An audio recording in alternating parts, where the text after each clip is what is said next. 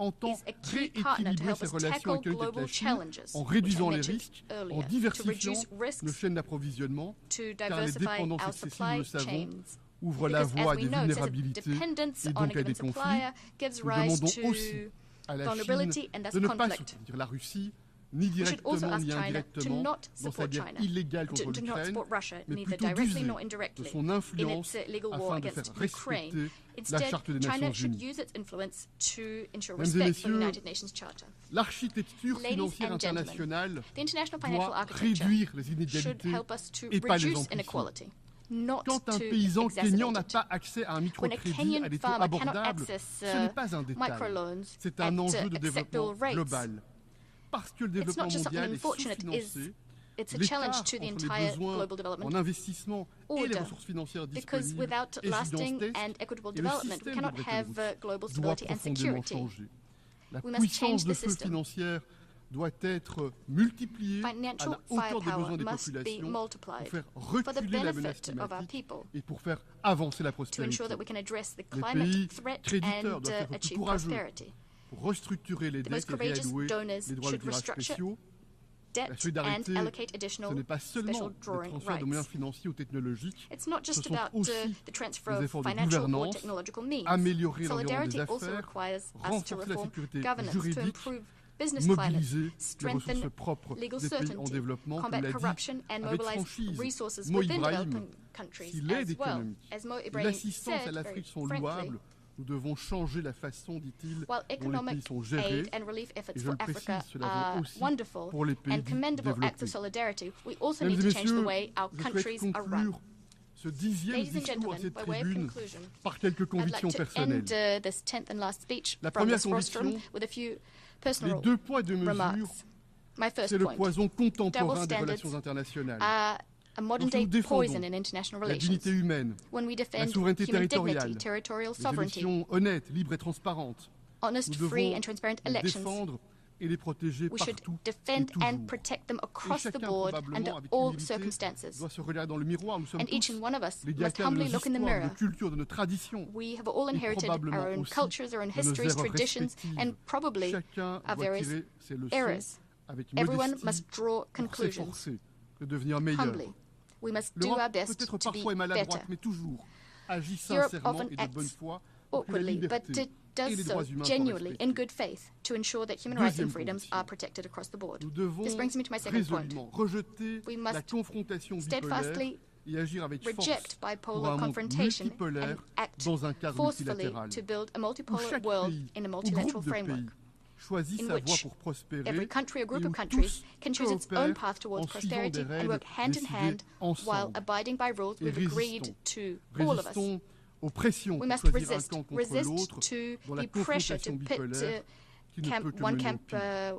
Enfin, ma troisième conviction, je crois profondément à la coopération entre les organisations régionales et le rapport substantiel pour les Nations Unies. L'Union européenne s'est investie ces 5 dernières années dans le développement de partenariats avec l'Union africaine, les pays d'Amérique latine et des Caraïbes dans le cadre du CELAC, avec l'ASEAN, avec le Conseil de coopération des pays du Golfe, avec les pays d'Asie centrale. Ces réseaux de coopération sont un tissu stabilisateur et porteur de progrès. L'Union européenne peut être plus forte, plus autonome, pour renforcer sa capacité à interagir et travailler pour la paix, la liberté et la solidarité. Et je le sais, beaucoup dans le monde attendent une voix forte et indépendante de l'Union européenne. You'll be hearing the EU's voice Excellences, on the world mesdames et messieurs, stage, loud and independent. 2 guerres Excellencies, mondiales, ladies and gentlemen, l'Holocauste, 2 world la wars, négation the absolue Holocaust, de l'humanité. Ce absolute continent humiliation for européen humanity. porte The des European cicatrices continent indélébiles bears the et scars donc, nous le pensons, une responsabilité of particulière its past. dans la défense And de la therefore, we have liberté, a special de la responsibility to defend solidarité freedom, et de la solidarity, dignité humaine and universelle. universal Le human projet dignity. européen est celui de la The European réconciliation project is geared La towards coopération. reconciliation et puis cooperation. de plus en plus celui de l'amitié and et de la increasingly fraternité. friendship and Ce projet européen, je le crois, est donc fraternity. une inspiration The et European un project espoir. should be a source of L'optimisme inspiration, of est hope un and devoir. optimism. Nous pouvons Optimism is a une duty, in fois fact. encore We changer can, le cours de l'histoire once again, à condition change de the nous course ressaisir. of history, Il n'y a pas de provided fatalité. that Le we futur n'est band pas encore together. écrit. Plus The de future paix has et de not been sécurité, written. c'est It is not a possible. given. Plus de liberté, We can plus de achieve greater solidarité, peace, c'est possible. greater freedom, La paix greater requiert des solidarity. efforts Nous le Peace savons, elle n'est jamais requires donnée. a lot of effort. La paix est We know that. délicate, We've given la those paix efforts. And est peace is very fragile, fragile. difficile à réparer quand elle se It brise. breaks Mais down la paix est sometimes, magnifique, but we can piece it together lumineuse even though it's et difficult. porteuse de Peace rêves is et wonderful. It's d'espoir, luminous. comme It carries in it le hope, vitrail bleu as pour la paix de does Marc Chagall. the blue peace Soyons window sans crafted by Marc relâche Chagall. les artisans de la Let's paix. work Vous pouvez tirelessly compter to sur l'Union build européenne. peace. Je vous You can remercie. count on the European Union. I thank you.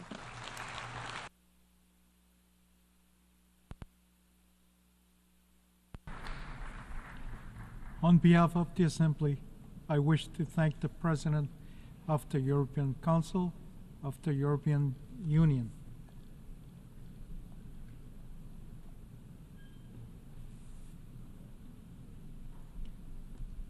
The Assembly will hear an address by His Excellency Tiomiko Meliad Konye, Vice President of the Republic of Côte d'Ivoire. I request protocol to escort His Excellency and invite him to address the Assembly.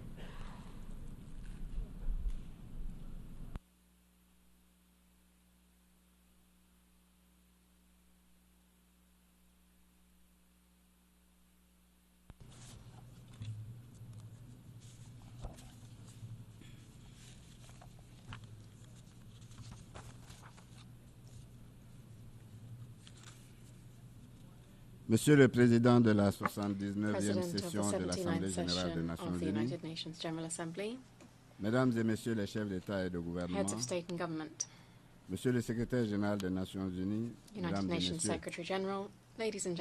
je voudrais, au nom de Son Excellence M.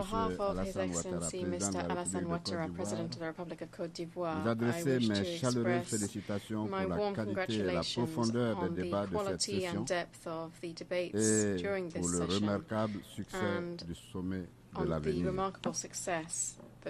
Notre débat général se tient dans un contexte mondial préoccupant sur le plan sécuritaire, économique et politique, appelant nos nations à un sursaut collectif. C'est dans cette perspective que mon pays se félicite du choix pertinent du thème de la présente session, qui invite nos États à regarder dans la même direction afin de bâtir un monde plus sûr et plus solidaire. Le monde est à la croisée des chemins. The world stands at a crossroads. Les tensions géopolitiques se multiplient Geopolitical et tensions alimentent are l'escalade multiplying and de fueling plusieurs the conflits armés. escalation of several armed conflicts. Des confrontations violentes dans des régions Violent sensibles confrontations in sensitive mènent regions celles-ci au bord are d'un pushing embrasement those regions généralisé. to the brink of Cette situation widespread d'insécurité conflagration. et de recul de la paix This situation of est aggravée insecurity and par setbacks to le peace is terrorisme being qui sévit worsened dans by les régions comme le terrorism Sahel. afflicting regions such as the Ces conflits Sahel. anéantissent These conflicts progressivement are gradually des années de progrès et wiping de out développement en faveur years des of populations. progress and development for our C'est le people. lieu pour mon pays d'appeler à la mobilisation de la My communauté country internationale believes this is the right en time to call faveur on the international des community populations du to Sahel, mobilize for the qui people of the paient Sahel, un lourd tribut who are paying dans la a guerre contre les high groupes price in the terroristes. war against terrorist groups. Fidèle à ses valeurs et à sa tradition True d'hospitalité, to our values la and Côte our d'Ivoire tradition accueille of dans les meilleures conditions hospitality, possibles Côte d'Ivoire plusieurs is milliers de hosting in ressortissants the des best pays possible sahéliens conditions voisins several qui fuient la thousand violence nationals des from groupes neighboring armés Sahel countries et who are au-delà du fleeing the Sahel, violence of armed c'est aujourd'hui groups. l'ensemble de l'Afrique de Outside the l'Ouest qui est menacée Sahel, the d'effondrement. whole of West Africa is Cette currently évolution threatening to pourrait collapse. se propager This au-delà could du spread continent beyond africain the African continent si aucune mesure if efficace no effective n'est measures are envisagée. taken. Pour sa part, la Côte d'Ivoire met à la For its disposition part, de Côte l'ensemble des d'Ivoire pays is making l'Académie available internationale de lutte contre le the terrorisme de Jacquesville Jacquesville International Academy for afin Combating de les aider à Terrorism to renforcer all leurs countries capacités en in order to matière de help lutte them to build their contre le capacities terrorisme sous in toutes ses formes. counterterrorism, in Monsieur le Président, combating terrorism in all of its forms. les progrès réalisés par nos pays en matière Mr. de President, développement et the de progress sécurité made by our humaine countries in development and sont human aujourd'hui security fragilisés par les is effets du currently being changement climatique undermined by the effects of climate qui change. accentuent les inégalités, This heightens la inequalities, pauvreté poverty et entraîne le déplacement forcé de millions de personnes chaque année. L'accroissement incessant du nombre de réfugiés climatiques constitue une tragédie de notre époque qui nous interpelle tous. the tragedy of our time and tugs on our collective consciousness. La Côte d'Ivoire appelle les Nations Unies et l'ensemble des partenaires à accroître et à intensifier leur assistance humanitaire d'urgence destinée à ces populations durement impactées. Mais nous devons aller plus loin sur la question climatique et mettre résolument en œuvre des mesures qui nous permettront d'inverser à court terme la courbe dangereuse de réchauffement climatique de notre planète et de ses conséquences sur nos sociétés. Pour cela, la Côte d'Ivoire réitère son appel aux pays développés à honorer leurs engagements en matière de financement climatique et de soutien à la transition énergétique. Le fonds pertes et dommages doit être abondé rapidement et être mis à la contribution pour soulager les populations en détresse climatique. Mesdames et messieurs, Ladies and gentlemen, en plus de faire face aux défis sécuritaires et climatiques, le monde est marqué par une révolution technologique à laquelle peu de pays sont préparés. L'intelligence artificielle est porteuse de promesses pour nos sociétés, mais elle peut également présenter de nombreuses menaces et dérives en raison de l'absence de réglementation internationale encadrant son particularly due to the lack of international regulations governing its use. Il nous incombe de veiller à ce que cette révolution ne creuse pas davantage les inégalités et n'entraîne pas le déclassement numérique d'une partie de l'humanité, mais qu'au contraire, elle serve le progrès et le bien-être de tous. C'est pour cela que mon pays se félicite de l'adoption du pacte numérique mondial qui devrait permettre une meilleure utilisation de cette avancée technologique au service du progrès de toutes les nations. Monsieur le Président, à l'évidence, aucun pays ne peut à lui tout seul permettre au monde de surmonter les défis globaux qui sapent les fondements de la paix, de la sécurité, ainsi que les progrès sociaux accomplis au cours des dernières décennies. Face à ce constat, notre action collective doit s'inscrire résolument dans le cadre multilatéral unique des Nations Unies. Le monde a véritablement besoin d'une organisation des Nations Unies dynamique et efficace, représentative de la diversité des peuples et adossée au consensus des nations qui fonde sa légitimité. Dans ce contexte, les Nations Unies héritées du XXe siècle doivent être réformées en profondeur pour jouer pleinement leur rôle dans le monde multipolaire d'aujourd'hui. Le Conseil de sécurité en particulier doit s'ouvrir à l'Afrique dans toutes les catégories de membres afin de refléter cette réalité. C'est donc à cette condition que notre organisation mondiale pourra véritablement contribuer à la résolution durable des conflits en s'appuyant sur le respect du droit international qui demeure son fondement. Il en est de même de la lutte contre le réchauffement climatique, qui dépend de la capacité de notre organisation commune à mobiliser les États membres autour de cette priorité et à les amener à respecter leurs engagements pris dans ce sens. La réforme de la gouvernance mondiale doit également Global governance reform should also extend to multilateral financial institutions so that they can further support efforts to fund sustainable development goals in developing countries, while at the same time tackling the issue of debt. Ces institutions doivent être plus inclusives these institutions should dans be leur more mode de inclusive in fonctionnement how they operate et dans leur prise de décision. and how they take decisions. Ces transformations profondes sont inévitables These et deep-rooted doivent transformations être are accélérées inevitable and must pour que be les sped up institutions soient véritablement au so service de that tous nos these pays institutions truly work service to de assist notre all of combat our contre la countries pauvreté in combating poverty et pour le développement. and ensuring development.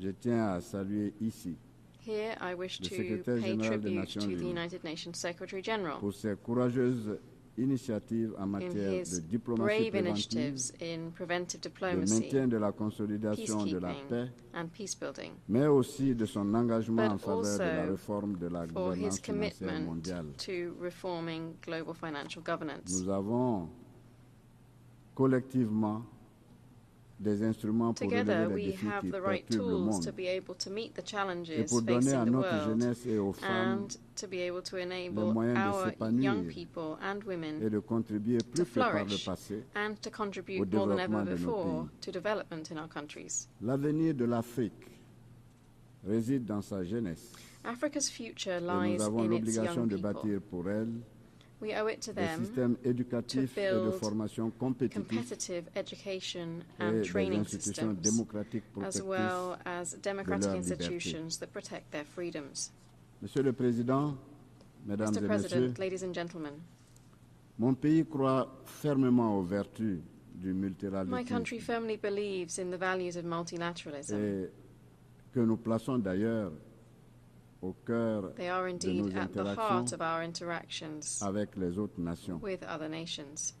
C'est ainsi qu'ensemble, nos États pourront dépasser Through multilateralism, together les our grandes divisions, states can overcome bâtir des great divisions, consensus autour des questions forge difficiles consensus around et difficult faire avancer issues, des solutions and put globales forward aux grands défis global mondiaux. solutions to major global C'est challenges. cette vision qui détermine nos actions This vision dans la determines construction how we communautaire act régionale, and how we contribute tout to comme notre regional contribution aux community côtés des construction, autres pays and also dans how we commit l'édification d'un alongside monde other pacifique, countries to building a peaceful, solidaire et united prospère and prosperous world au bénéfice des for the générations benefit présentes et of futures. present and future generations. Je vous remercie de votre attention. Thank you.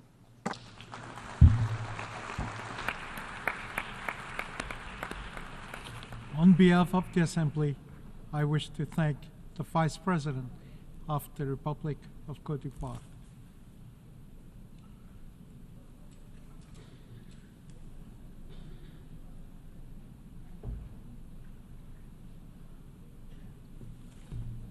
The Assembly will hear an address by His Excellency Dick Schoof, Prime Minister of the Kingdom of the Netherlands.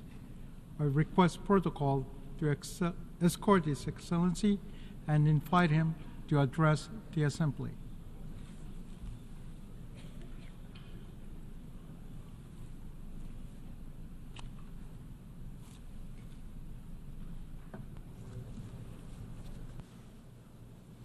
Mr. President, Your Excellencies, ladies and gentlemen, I stand before you as a proud new participant in what for many of you is now a familiar gathering.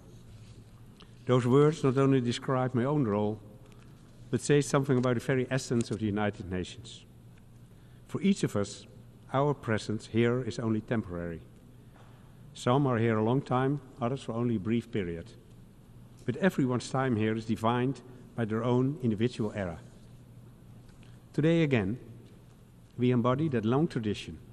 Today again, we come together to work towards goals whose size and scope exceed our present reach. Today again, each of us is staying the course.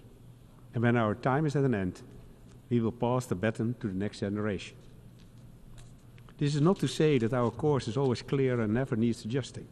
On the contrary, our world is changing fast. And unfortunately, in some ways, not for the better. War and conflict in so many places. Climate change, whose effects are becoming clearer by the day. And cyber threats we couldn't have imagined a few years ago. That is what I want to talk about today, anticipating an unknown future. And I should add, although the challenges of our time may be new, my message is not.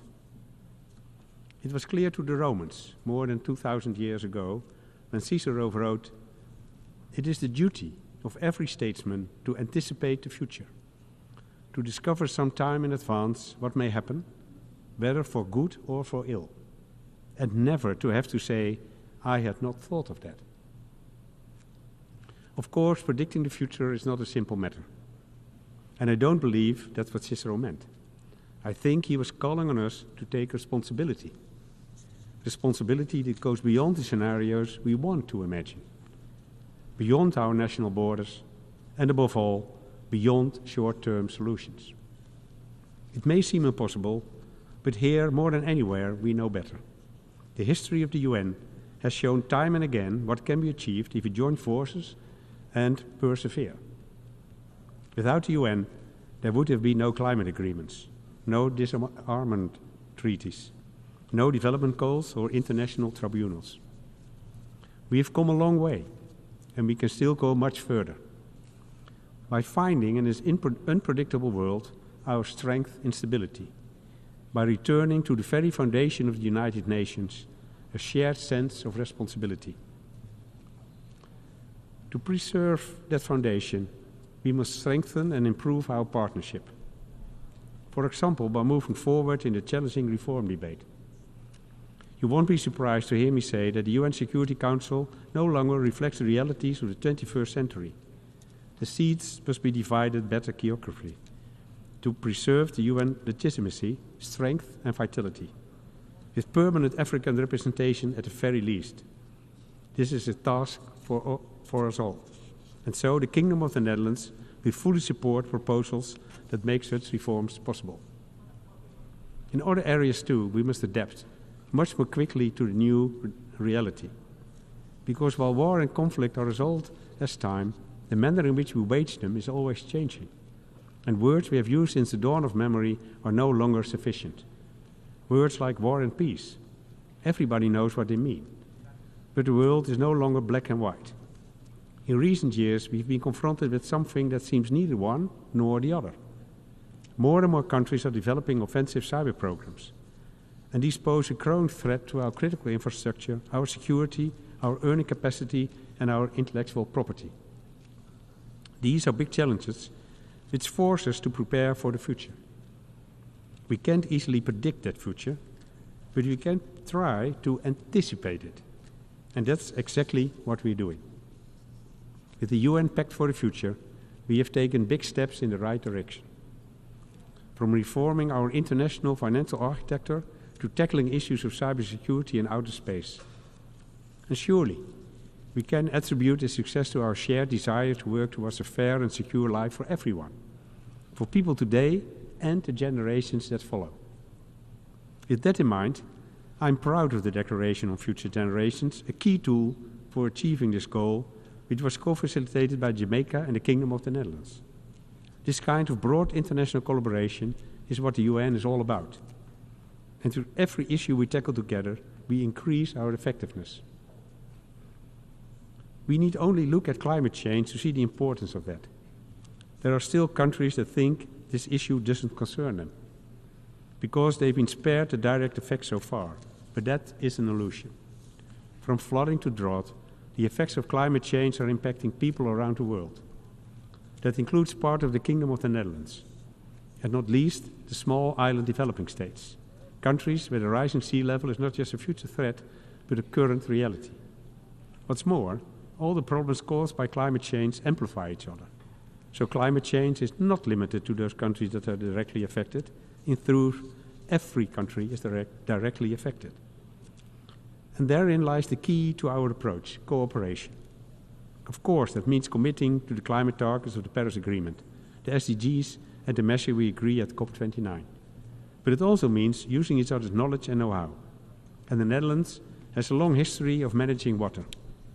Today, we use that experience around the world. We contribute our expertise on food security and countless other challenges as they arise.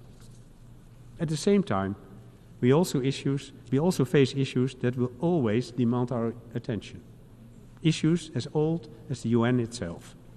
Protecting human rights, defending democracy, and promoting the international legal order. There are so many countries where these values are under pressure. In Venezuela, for example, people are demanding that their voices be heard. And to them I say, we hear you. We hear you call for a democratic transition. Today, on this stage, I urge us not to forget those voices. And that's just one example. There are many more countries that feel forgotten, who wonder why the world is not paying attention to their suffering. Their day-to-day reality is also one of war, hunger, and poverty. Take Sudan, where 25 million people are facing acute hunger. We cannot close our eyes to this. We cannot turn away. We have a duty to listen and to take action. Earlier this year, the Kingdom of the Netherlands made an extra €10 million available, bringing its contribution to the crisis response in Sudan and surrounding countries to €80 million. But as we all know, that is just a drop in the ocean. I could run through a long list of other countries that need our help and support. I could try to describe their suffering, but it could never do it justice.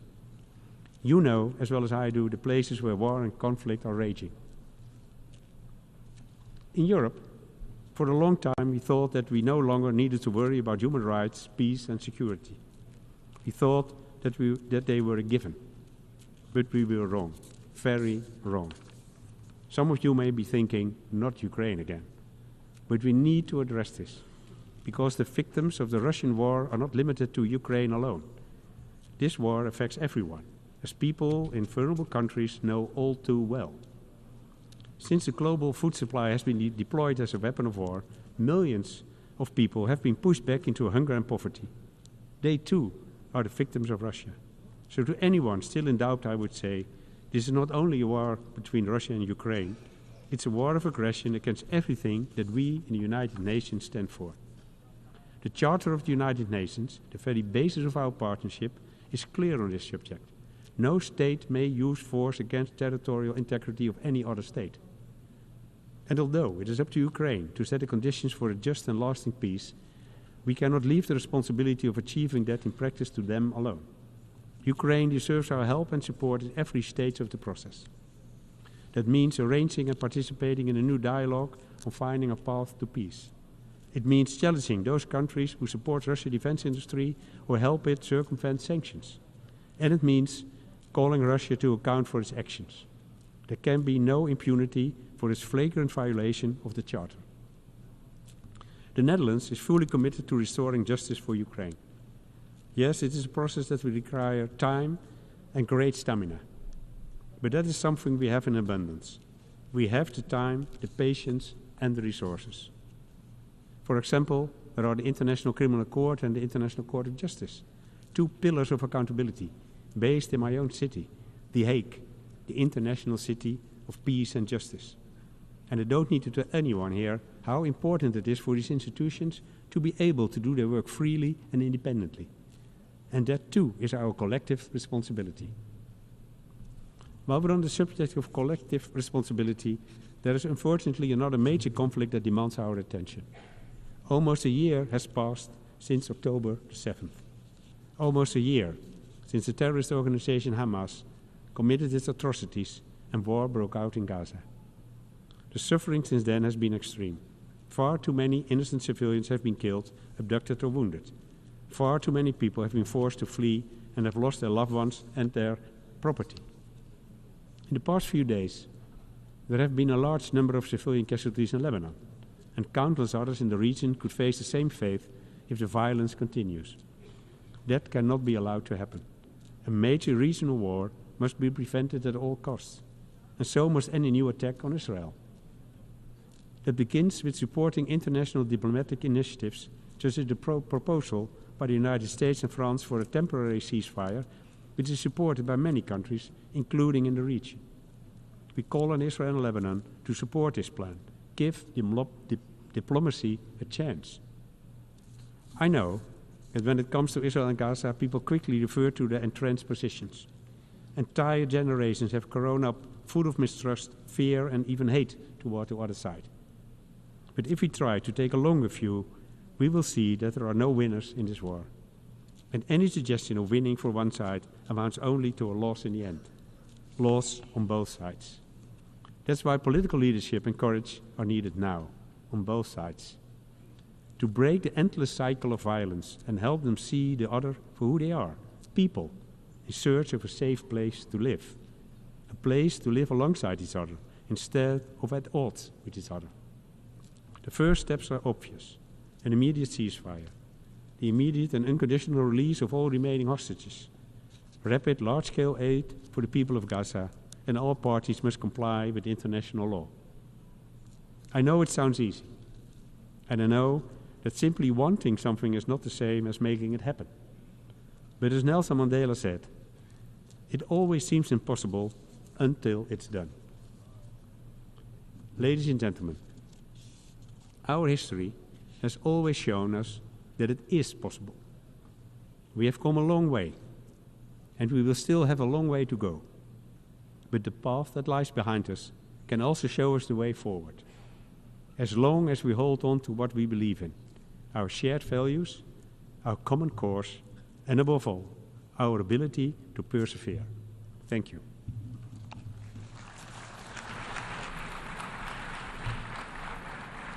On behalf of the Assembly, I wish to thank the Prime Minister of the Kingdom of the Netherlands.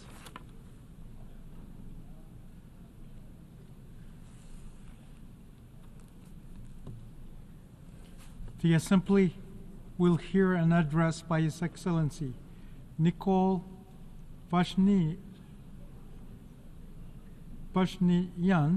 Prime Minister of the Republic of Armenia. I request protocol to escort His Excellency and invite him to address the Assembly.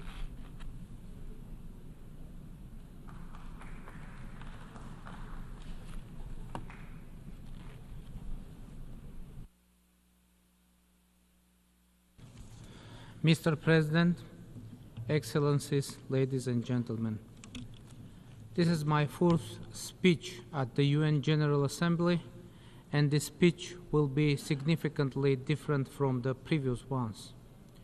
The key messages of my previous speeches were about the deadlock in achieving peace between Armenia and Azerbaijan. But today I want to say that peace between Armenia and Azerbaijan not only is possible, but is within reach. Why do I think so?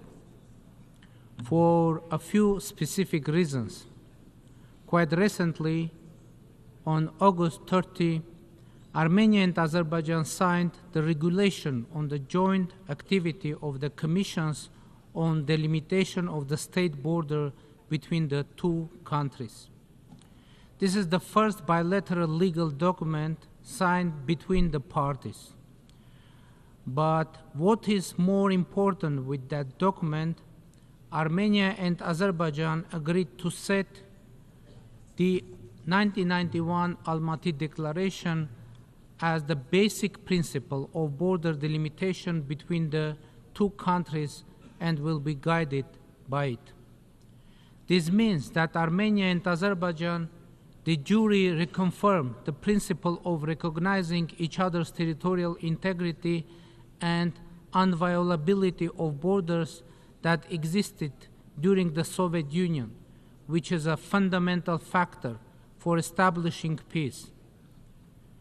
Now it is de jure reconfirmed that the two countries have no territorial claims on each other.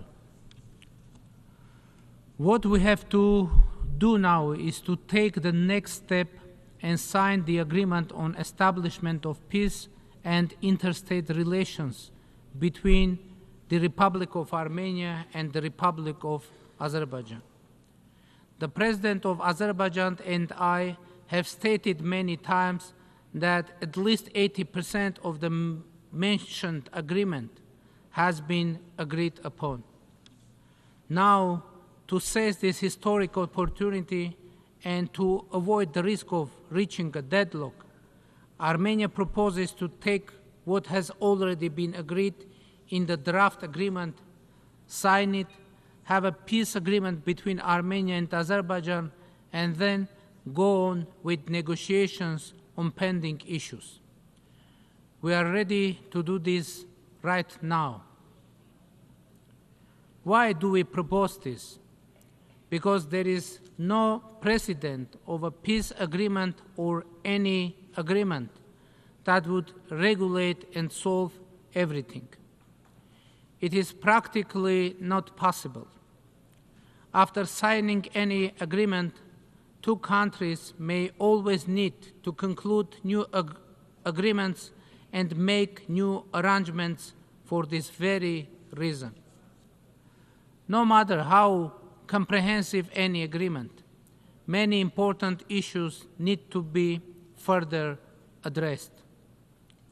And in the case of Armenia and Azerbaijan, the agreed articles of the draft peace agreement actually contain provisions on peace, on not having territorial claims on each other, and not putting forward such claims in the future.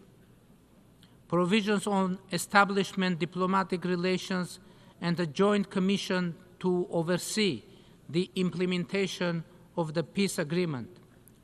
A provision on not interfering in each other's internal affairs, not using force and threat of force, and other important provisions.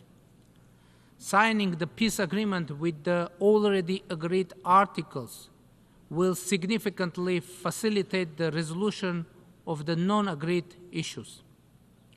The already agreed parts of the draft peace agreement provide tools for that. One of them is the diplomatic relations to be established between Armenia and Azerbaijan, and the second is the joint Armenia-Azerbaijan Commission to oversee the implementation of the peace agreement. I mean the existence of de jure peace between Armenia and Azerbaijan by signing the proposed agreement, and the establishment of diplomatic relations will result in changing the overall atmosphere and the perception of our governments and peoples, which will significantly facilitate the solution of the remaining issues. Azerbaijan, however, insists that the Constitution of the Republic of Armenia is an obstacle to the peace agreement because it allegedly contains territorial claims on Azerbaijan. Without going into details, let me say that there is nothing of this kind in our Constitution. There are no territorial claims on Azerbaijan, and we can provide detailed written proofs regarding this to all our international partners concerned. Moreover, it is the Constitution of Azerbaijan that contains territorial claims on the Republic of Armenia, and we can present written argumentation on this as well to all our international partners concerned. But pay attention, we do not consider the Constitution of Azerbaijan as an obstacle to the peace agreement for the simple reason that the agreed part of the draft peace agreement between Armenia and Azerbaijan contains wording that solves the problem, and that wording is as follows. None of the parties may invoke the provisions of its internal legislation as justification for its failure to perform the present agreement. Therefore, the signing of the agreement will address the concerns of both Armenia and Azerbaijan and will create legal guarantees for addressing them fundamentally. When we examine the agreed text of the peace agreement in terms of compliance with the Constitution of the Republic of Armenia, we see the following picture. Under the Constitution of Armenia, agreements that contradict the Constitution may not be ratified. And as in other cases, after signing the peace agreement with Azerbaijan, we must submit it to the Constitutional Court to verify the compliance of the agreement with the Constitution of the Republic of Armenia. If our Constitutional Court decides that the peace agreement with Azerbaijan is in contradiction with the Constitution of the Republic of Armenia, even though our experts assure that it is not likely to happen. But anyway, if that will happen, that we will face a specific situation where constitutional changes will be needed for the sake of achieving peace. And if our Constitutional Court decides that the agreement complies with the Constitution of the Republic of Armenia, then there will be no barriers for ratification in the Parliament of Armenia. And here, an extremely important circumstance comes in.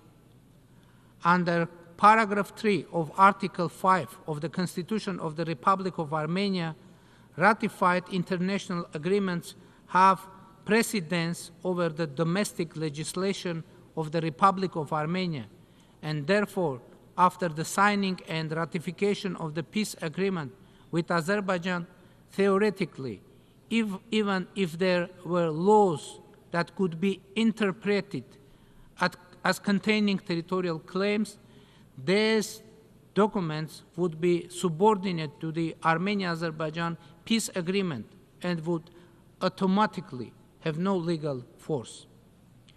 The same logic would apply to Azerbaijan, of course.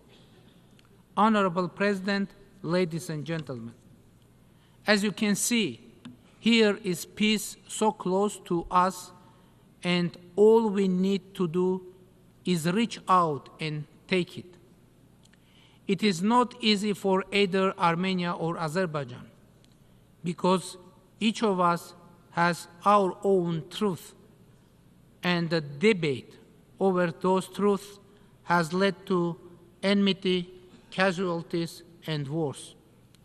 The pain is very deep and intense, but we must now focus on peace, because peace is the only truth understandable to the people of Armenia and Azerbaijan. And this truth will open our eyes and shut down the sources of enmity, and we will all look to the future. Ladies and gentlemen, the Crossroads of Peace project of the government of the Republic of Armenia is also dedicated to that future. The purpose of the project is not only to open automobile routes, railroads, and other transport communications between Armenia and Azerbaijan, but also to provide communication between Armenia, Azerbaijan, Turkey, and the whole region, as well as to create opportunities for the passage of pipelines and cables, and eventually provide opportunities for people-to-people contacts, which is a key and critical factor for peacemaking. A key factor for peace and development is also that all this shall happen with due respect for the sovereignty, jurisdiction, territorial integrity of the countries, on the basis of the principle of equality and reciprocity. And we are ready to open our transport communications to both Azerbaijan and Turkey, as well as to our other neighbors and partners. And we are ready to do it even today, right today. By the way, the Crossroads of Peace can become a part of the middle corridor, ensuring greater speed and efficiency of the passage of goods through it. The Republic of Armenia is ready to fully ensure the safety of the passage of cargo, vehicles, and people on its territory. It is our wish, our commitment, and we can do it. By the way, all those claims that Armenia has agreed somewhere in some document that third forces shall provide the security of communications on its territory are simply distortion of reality. Armenia's commitment is clear to guarantee the safety of cargo, vehicles, and people on its territory, and we guarantee it.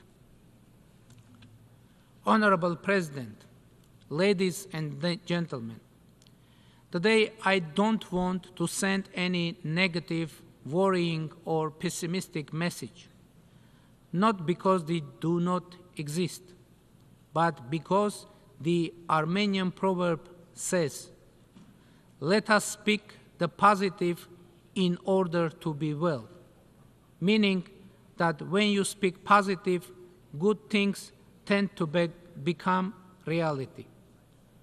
It may be that there is a similar saying in Azerbaijan, Turkey, Iran, Georgia, and in other countries in the world, and they all consider it their own. But let us speak the positive in order to be well is not about saying empty words. Of course, one should work hard and sometimes make hard decisions. In my speech, I laid out all the circumstances that give me a reason to speak the positive, to be well in front of this distinguished audience. And if we rely on these circumstances, good things will happen, initiating a process of reducing the circumstances that generate the negative. Thank you very much for your attention.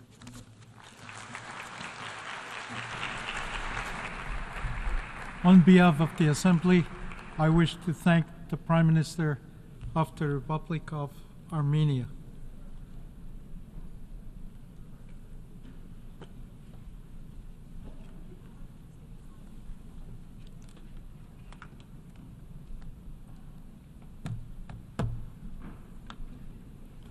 The Assembly will hear an address by His Excellency Mohammed Shia al-Sudani, Prime Minister of the Republic of Iraq. I request protocol to escort His Excellency and invite him to address the Assembly.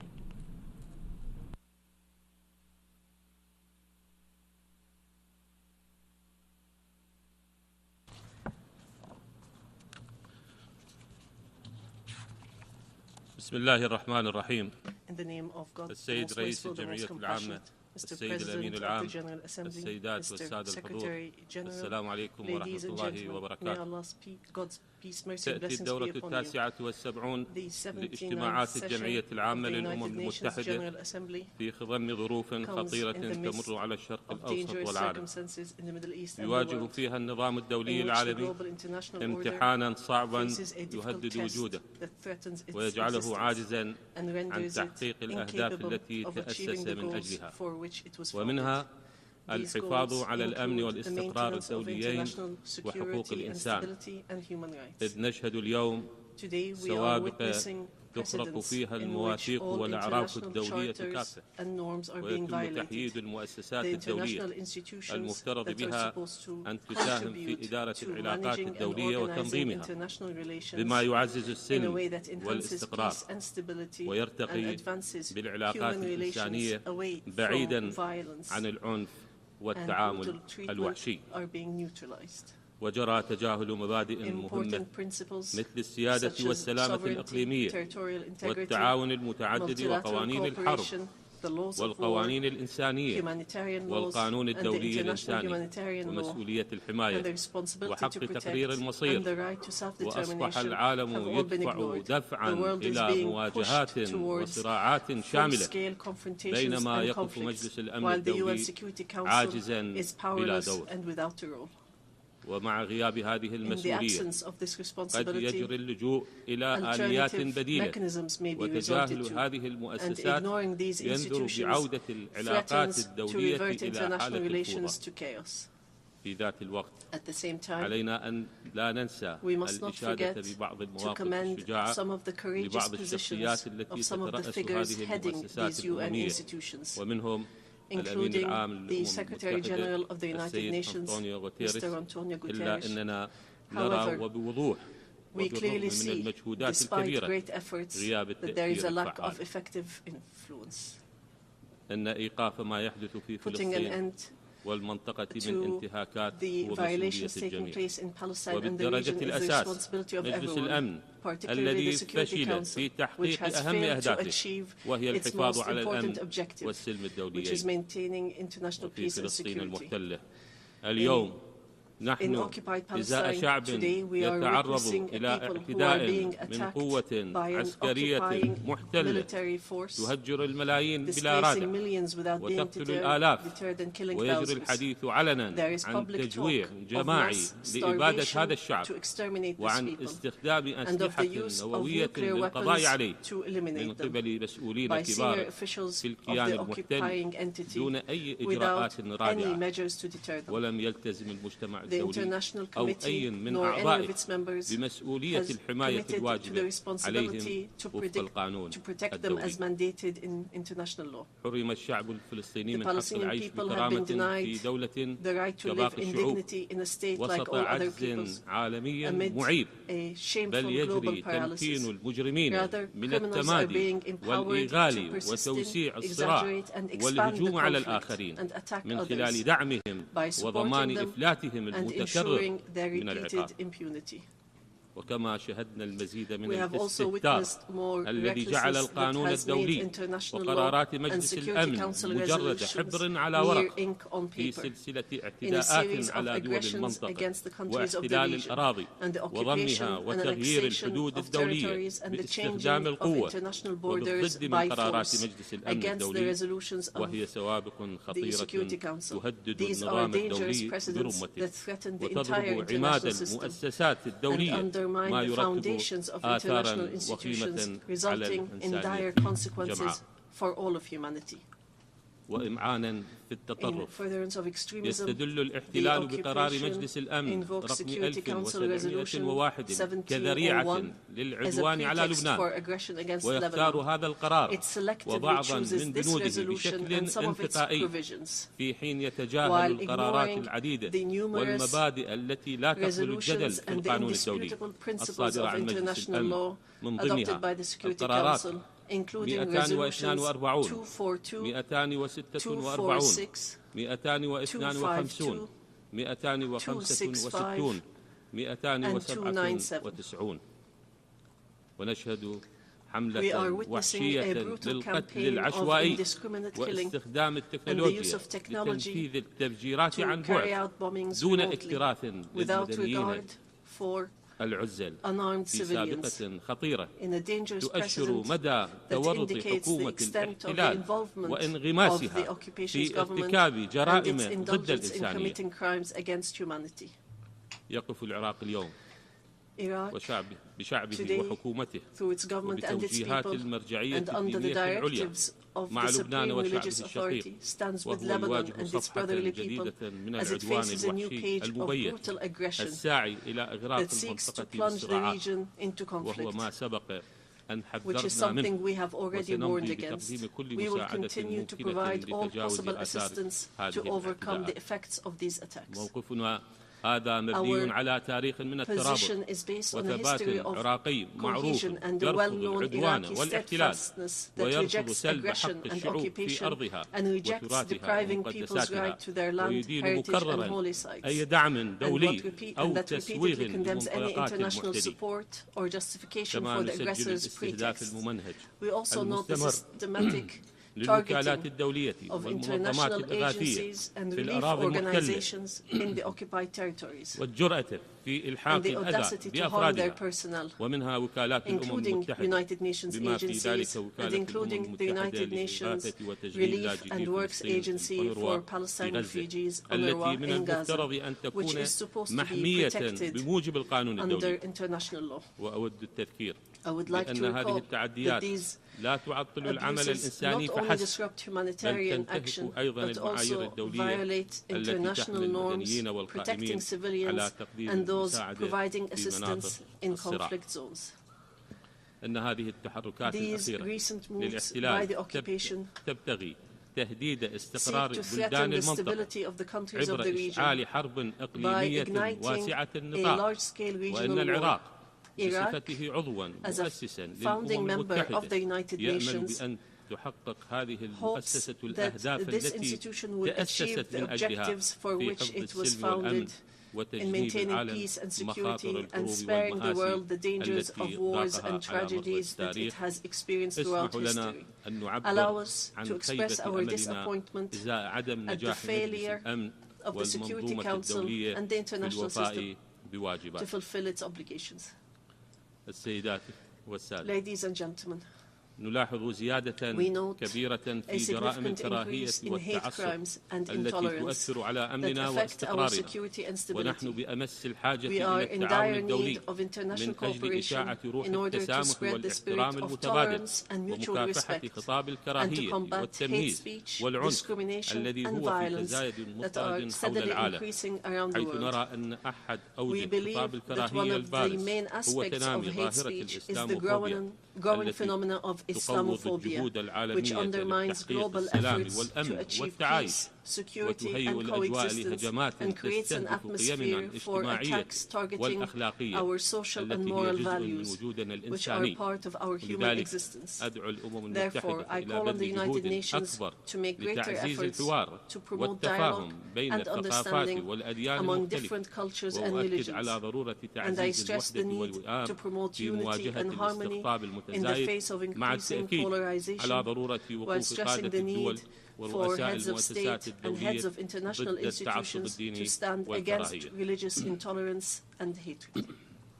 أصحاب السيادة، أما في العراق وعلى النقيض مما تقدم فهناك تطورات طيبة، فالبلد الذي احتل داعش ثلث أراضيه وكان الكثير من المراقبين يرى بأنها كانت نهاية العراق الذي نعرفه اليوم، وبعد 10 أعوام يشهد تنفيذ خطة شاملة للإعمار والتنمية وإعادة الحياة إلى المدن، وترتفع المباني العالية والبنى التحتية ويعم الأمان. ولا زال أمامنا الكثير من التحديات الأساسية في تحقيق الإصلاحات الاقتصادية والإدارية والبيئية وتنويع الاقتصاد، ولقد خطونا خطوات كبيرة في مجال تحقيق الأمن وحققنا انتصارا على الإرهاب، وقريبا سنتوج هذا الانتصار على هذا التنظيم الإرهابي بإعلان مشترك ومهم مع حلفائنا وأصدقائنا الذين وقفوا إلى جانب العراق وساندوه ضد عدو وحشي شكل خطرا على العالم أجمع. وتنصب جهودنا على تعزيز العملية الديمقراطية في العراق والعمل على ترسيخ العقد الاجتماعي والتلاحم الوطني وفق ما اختاره شعبنا في دستوره الدائم لعام 2005، حيث قد نظمنا انتخابات مجالس المحافظات والتي كانت معطلة منذ 10 سنوات، وبعد أن تعرقل تنظيمها في كركوك منذ عام 2005، والآن بصدد تنظيم انتخابات برلمان إقليم كردستان العراق. وجهودنا مستمرة في تعزيز علاقة الحكومة الاتحادية بالحكومة الإقليم وبالحكومات المحلية في المحافظات وفق ما رسمه الدستور والقانون، وحماية وجود الأقليات والأطياف المتآخية وتأمين احتياجاتهم، حيث أن من بين أولوياتنا هو إشاعة العدل والحفاظ على التنوع في بلدنا الذي نعده من أهم ثرواتنا. سيداتي السادة، إن أولويات هذه الحكومة 5: توفير فرص العمل وتحسين الخدمات ومحاربة الفقر ومكافحة الفساد وتنفيذ الإصلاحات الاقتصادية. تسعى الحكومة العراقية إلى إعادة تأهيل الموارد البشرية اللازمة، وأنجزت خطوات واسعة في بناء مؤسسات الدولة وفرض سلطة القانون، كما تسعى إلى تفعيل دور القطاع الخاص ومعالجة الترهل الإداري وتنويع مصادر الدخل وإصلاح القطاع المصرفي والمالي وإدارة التحول في مجال الطاقة ومعالجة أسباب الاضطرابات الاجتماعية of social, economic, and therefore political unrest. This transformation is a complicated matter for Iraq due to the economic structural challenge represented by relying on the public sector to take in the workforce and to use oil revenues to pay the salaries of millions of employees. This dual challenge facing Iraq is the excessive dependence on oil revenues and limiting its ability to diversify economically. This has been as a result of decades of wars and economic blockade and the dictatorial regimes, absurd economic policies, and some aspects of miscalculation and mismanagement later on, and the wasting in human and material resources that could have been developed. Governance, anti-corruption, digital transformation, and e-government are all among our top priorities, as they are the most important strategies to reduce corruption and achieve good governance. But we expect the international community to support our efforts to recover the looted assets that are Iraq's right, and to end the legal and legislative obstacles placed by some countries in order to provide a safe haven for corruption-related funds, such as banking secrecy and preventing the disclosure of beneficial owners to help evade accountability. Ladies and gentlemen, Iraq seeks to achieve security, regional security and stability by finding ways for constructive partnerships to face common challenges through cooperation between the participating parties and increasing mutual interdependence in a way that is in the interest of all. And we plan to launch initiatives that reflect economic integration and regional stability in the region, particularly the Development Road Project, which aims to transform Iraq into a major regional hub for trade and transportation, and to link the Middle East with Europe through Iraq, using a network of railways, highways, and industrial cities, and linking the large port of Fao in southern Iraq to Europe via the countries in the region.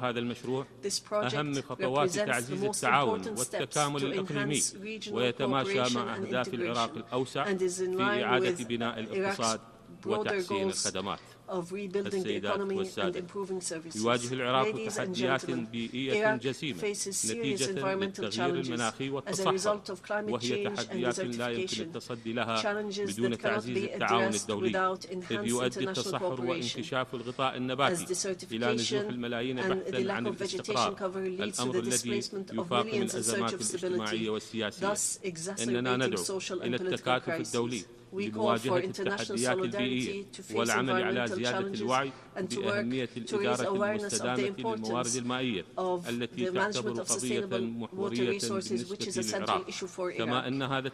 This challenge requires a commitment to the principle of shared and just responsibilities among states, as we face existential challenges related to an acute shortage of water resources, which threatens agriculture and negatively affects the economy and threatens the lives of millions of Iraqis.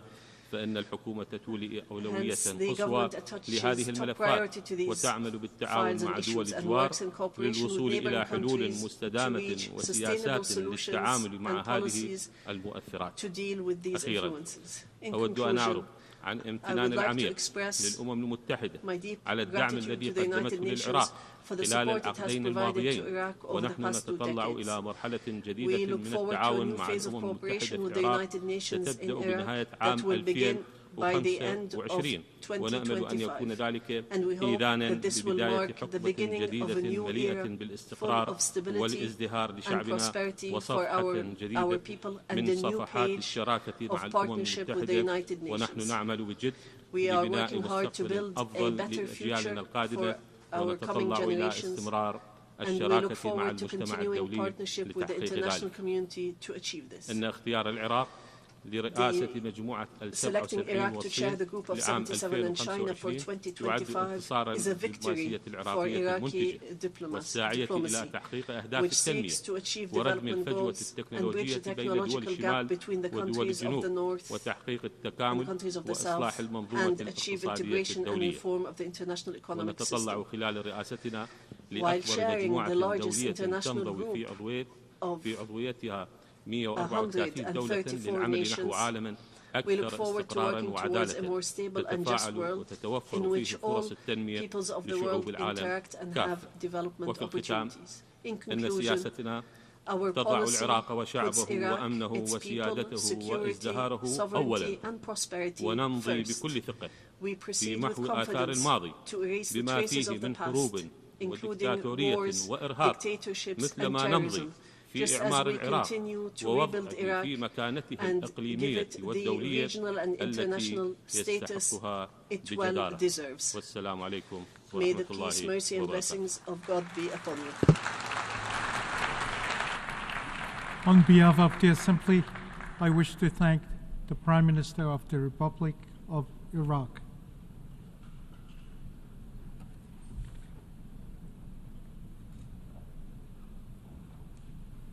The Assembly will hear an address by Excellency Kyriakos Mitsotakis, Prime Minister of the Hellenic Republic.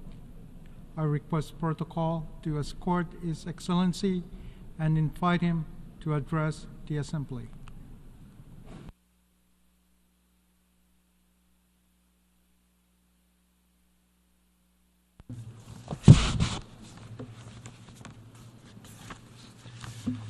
Thank you, Mr. President, ladies and gentlemen. This is the sixth occasion on which I have addressed the United Nations General Assembly as Greece's Prime Minister, but it is the first in which I stand before you as the leader of a country which is an incoming member of the United Nations Security Council. Greece is honored to accept that responsibility for the third time, and I'm personally grateful for the trust the broader UN membership has placed in our candidacy for the 2025-2026 term. Three words of Greek origin but of universal meaning will guide Greece's upcoming tenure on the Security Council: dialogue, diplomacy, and democracy. And six core priorities underpin these guiding principles: the peaceful settlement of disputes, respect for international law and the rules and principles of the UN Charter, women, peace and security, climate, peace and security, children in armed conflict, and of course, as a seafaring nation, maritime security. Ladies and gentlemen, addressing you today, 12 months on from last time around in September 2023, I don't think any of us can claim we are somehow better off now than we were back then. If anything, our world grows less secure by the day. Whether it be escalating conflicts, geopolitical division, the climate crisis, mass migration, rising inequality, even the unchecked rise of artificial intelligence, these challenges jeopardize our present and our future. And yet, within these threats lie unique opportunities to transform the way we live, govern, and cooperate on a global scale. And we are indeed at an inflection point. What happens next depends to a high degree on international cooperation. It is here in this chamber where we represent the collective voice of the international community that we are called to act for the good of the entire humanity. And to do that effectively, we must reinvigorate and strengthen the multilateral system. Most of us, if not all, have agreed on the need to reform the UN, and especially the Security Council. And since it first sat in 1946, the UN Security Council has not undergone any significant institutional reform. In that sense, it is the relic of a world that no longer exists. Back then, it was fit to address the challenges and opportunities of the post-Second World War world. But today, it is clearly not fit to solve the complex problems of the present or the future. As far as the Security Council reform is concerned, I believe we all agree that it is essential to increase the meaningful participation of underrepresented nations. Nearly a third of UN member states have never sat on the Security Council. In addition, the enlargement of the Security Council must include both non-permanent and permanent members. New permanent members must include leading countries from all continents, and the composition of the Security Council should reflect the geopolitical and economic realities of the third decade of the 21st century, not the fifth decade of the 20th. Ladies and gentlemen, in the Security Council, Greece will do its utmost to act as a stabilizing actor. And that work begins immediately in our immediate neighborhood. After all, as a gateway to Europe, North Africa, and the Middle East, Greece sits 900 miles away from both Gaza and Ukraine. A year ago, we did not know that on October 7, a horrific terrorist attack would leave more than 1,200 innocent civilians, men, women, and children massacred. Around 250 people would be taken hostages, and that in the war that ensured, over 41,000 people would perish. The ongoing violence in the Middle East is grave, and civilians' horrendous suffering in Gaza is unfortunately continuing. Escalation threatens to trigger a full-scale war in the region. And Greece calls on all parties, including Iran and those it has influence over, to back away from perpetuating the current destructive cycle of violence, to lower tensions and engage constructively in the pursuit of meaningful de-escalation. A full-scale war in southern Lebanon must be avoided at all costs. People on both sides of the border have a right to leave peacefully without the threat of rockets or bombs shattering their lives. Greece fully supports the proposal for an immediate 21-day ceasefire. And in the wake of the October 7th attacks, Greece has always and will always support Israel's legitimate right to defend itself. But how it does so matters. We must see the immediate return of all remaining hostages. There must be an immediate ceasefire in Gaza.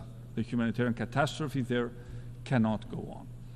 Safe access to food, water, shelter, clothing, and medicines throughout the territory must be ensured, and international humanitarian law must be respected.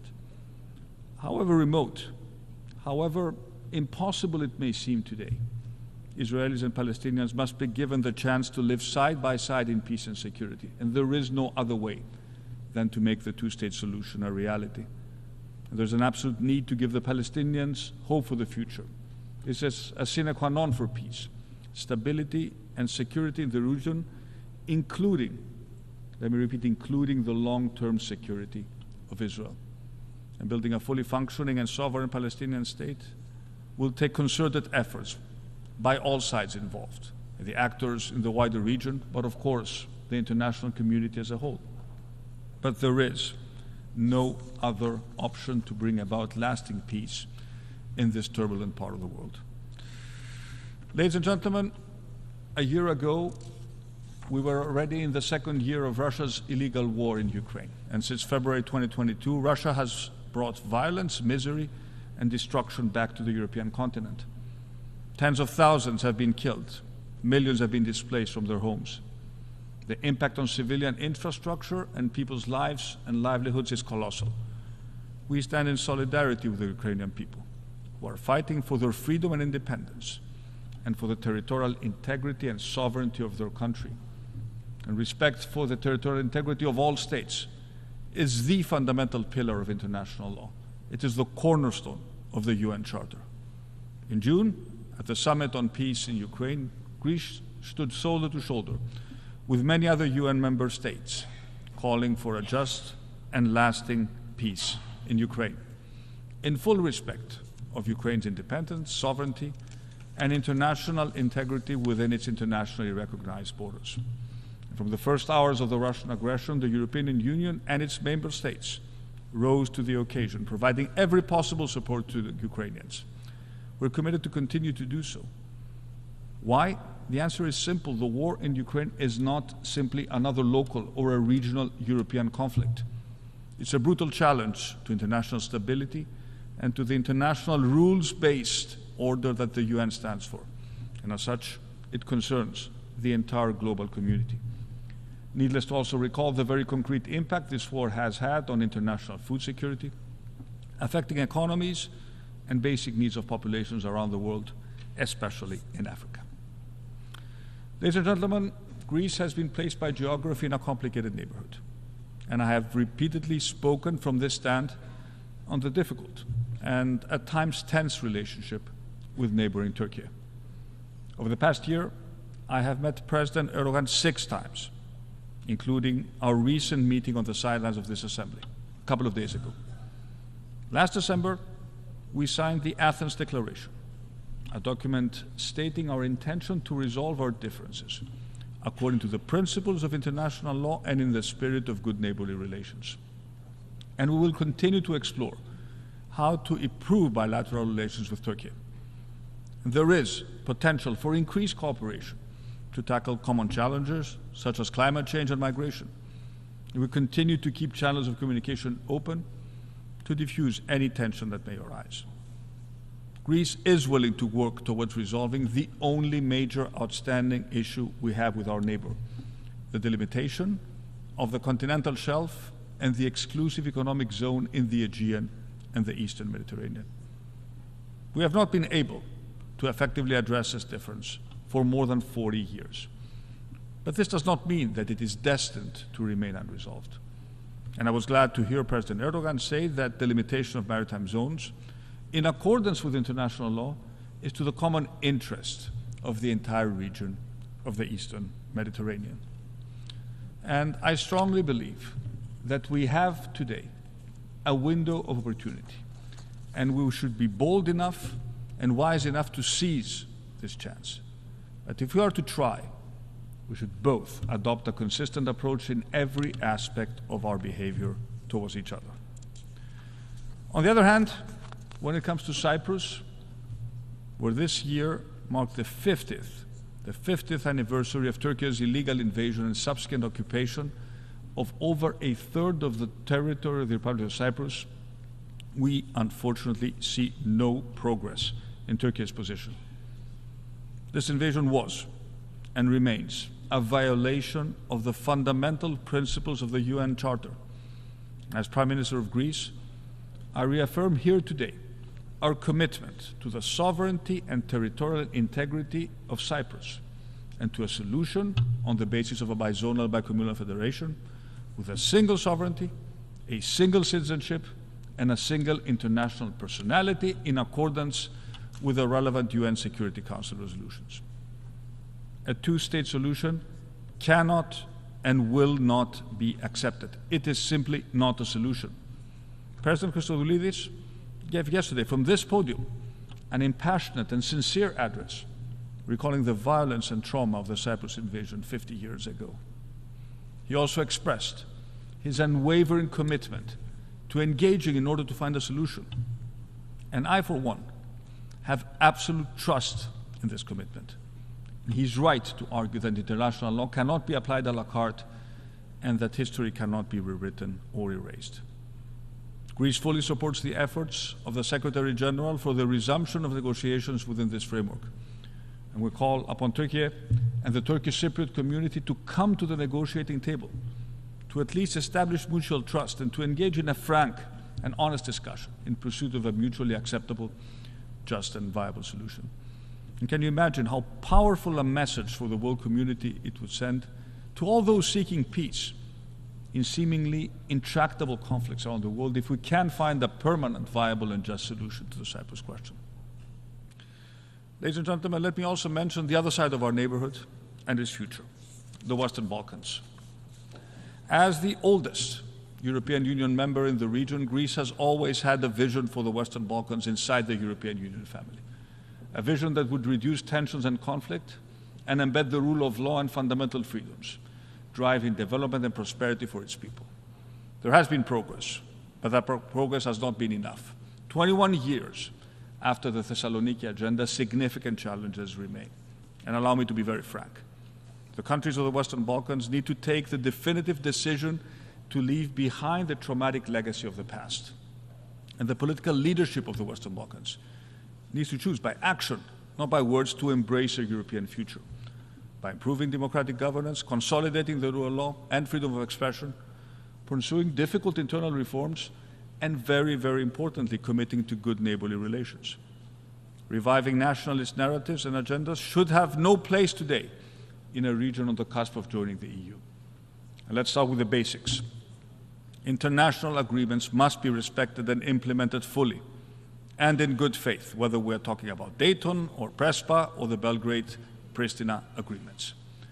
There are disruptors who would like nothing more than to cause new divisions in this sensitive corner of Europe. And it is time to relegate the famous phrase of Winston Churchill that the Balkans produce more history than they can consume once and for all to the history books. Ladies and gentlemen, let me conclude by addressing briefly two issues critical to our shared future: the advent of artificial intelligence and the adverse effects of digital technology, especially on our children and our teenagers. The power of AI seems limitless, a technology with the potential to change our world in a way that will probably surpass the advent of the personal computer, the launch of the mobile phone, or the birth of the World Wide Web. Like steam or electricity before it, AI, as a general technology, presents huge opportunity to transform for good the way we live, we collaborate, we progress as humankind. And if used correctly, it could very well be driving solutions across science, climate change, R&D, medicine. For our governments, AI has enormous power to enhance productivity, facilitate more effective decision-making, and deliver more efficient and higher impact public services. It is indeed a game changer. However, AI also has the potential to do extraordinary harm. Unchecked and in the hands of malign actors, AI could yet become a weapon of control in an uncertain world order. We're already seeing how generative AI is used to create more and more convincing deep fakes designed to spread misinformation and disinformation. And it is not lost on me standing here in this assembly, created to protect peace and security and promote global dialogue, that our world is being shaped by transnational actors in the form of a few very large technology companies with more economic muscle than most of the countries represented here. And this is leading to an imbalance that we must address. Those driving the technologies that are fundamentally reshaping the societies are essentially not accountable, and that needs to change. They, like us, in the end, have a responsibility towards humanity. And unlike with climate change, where we continue to convene globally to discuss national contributions every year within the context of a global problem, with AI there is no such framework. The European Union is trying to rectify that. But just as with climate, the EU alone cannot address this challenge. And here I would like to praise the final report governing AI for humanity, presented just a few days ago by the high-level advisory body on AI established by the Secretary General. The recommendations of this report can truly contribute to an agile and adaptable regime of global governance of AI that helps showcase the benefits of AI and address its risks. Bluntly, if both a compact for the future and a global digital compact we agreed this week are to have any effect, then we may need to put the regulation and application of AI on a global footing. Eventually, what we may need is a COP for AI, with the participation not just of countries, but also of the global technology companies. And this is an issue of the utmost urgency for one additional reason, and let me conclude with that. We are already witnessing the adverse effect of digital technology and AI-driven algorithms on the mental health of our children and our teenagers. It took over a quarter of a century for campaigners to install seatbelts in cars, despite the fact that all the evidence pointed to belts saving lives. We are in a similar situation today when it comes to children and teenagers and their use of digital and social media platforms. Every day, children around the world are being exposed to content that exasperates feelings of loneliness and unrealistic standards of beauty. Frequently, our teenagers are pulled into extremist echo chambers. Bullying, once contained to the real world, now has its virtual twin. It follows children home from school and materializes on phones and tablets and bedrooms. Social media algorithms are constantly improved by AI to keep children online for the maximum amount of time and away from the real world of unsupervised play, and all for the purpose of making money. Countless studies have shown that heavy use of social media is linked to depression, feelings of isolation, sleep deprivation, and addiction. The brains of our children are being rewired and their development changed at an almost unimaginable scale. Yet we do nothing, or very little. That is why I applaud initiatives, such as the one announced by Australia, for putting an age limit on social media use with age verification technologies that cannot be circumvented. Others should follow suit. Technology companies must come to the table and show that they will take tangible and measurable safety and prioritize safety over profits. If they don't, pragmatic solutions like banning devices in our schools, which Greece has implemented as of this year, will be complemented by harsher regulatory responses. Digital technology is no different than any other industry that needs to operate under health and safety regulations. The overarching principle, the golden standard, is one and the same: do no harm. Ladies and gentlemen, we live in a rapidly changing world. We cannot let our differences be an excuse for inaction. And as Greece takes its seat on the Security Council, we do so mindful of the importance of our core principles: dialogue, diplomacy, democracy. And this week's summit of the future demonstrates that it is truly possible when we work together to renew multilateral cooperation through these principles, and reiterating the commitment of all member states to the core values of the UN, we can still galvanize international resolve and forge innovative partnerships to address both the world's current and emerging challenges. And Greece stands ready to help the United Nations do its part in the 2 years ahead. Thank you very much.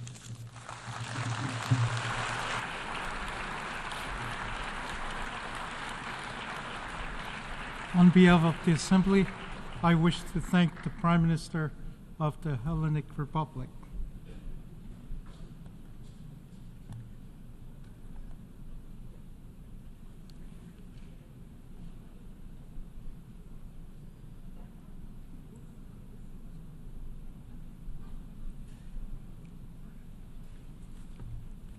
The Assembly will hear an address by His Excellency Keir Starmer, Prime Minister and First Lord of the Treasury of the United Kingdom of Great Britain and Northern Ireland. I request protocol to escort His Excellency and invite him to address the Assembly.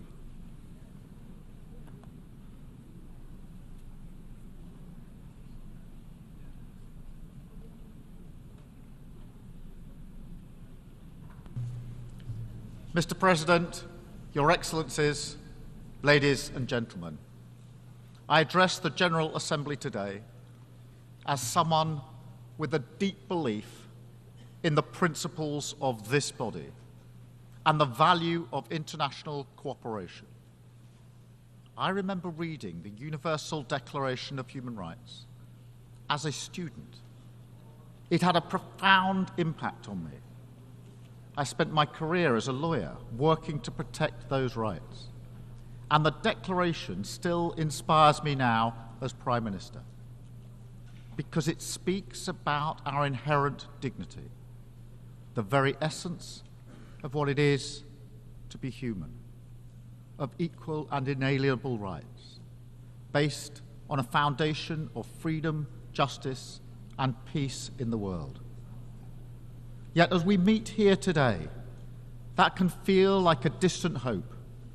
Conflict touches more countries now than at any time in the history of this Assembly. Around the world, more fires are breaking out and burning with ever greater intensity, exacting a terrible toll. In Gaza, Lebanon, Ukraine, Sudan, Myanmar, Yemen, and beyond. The vast majority of humanitarian need in the world today is driven by conflict.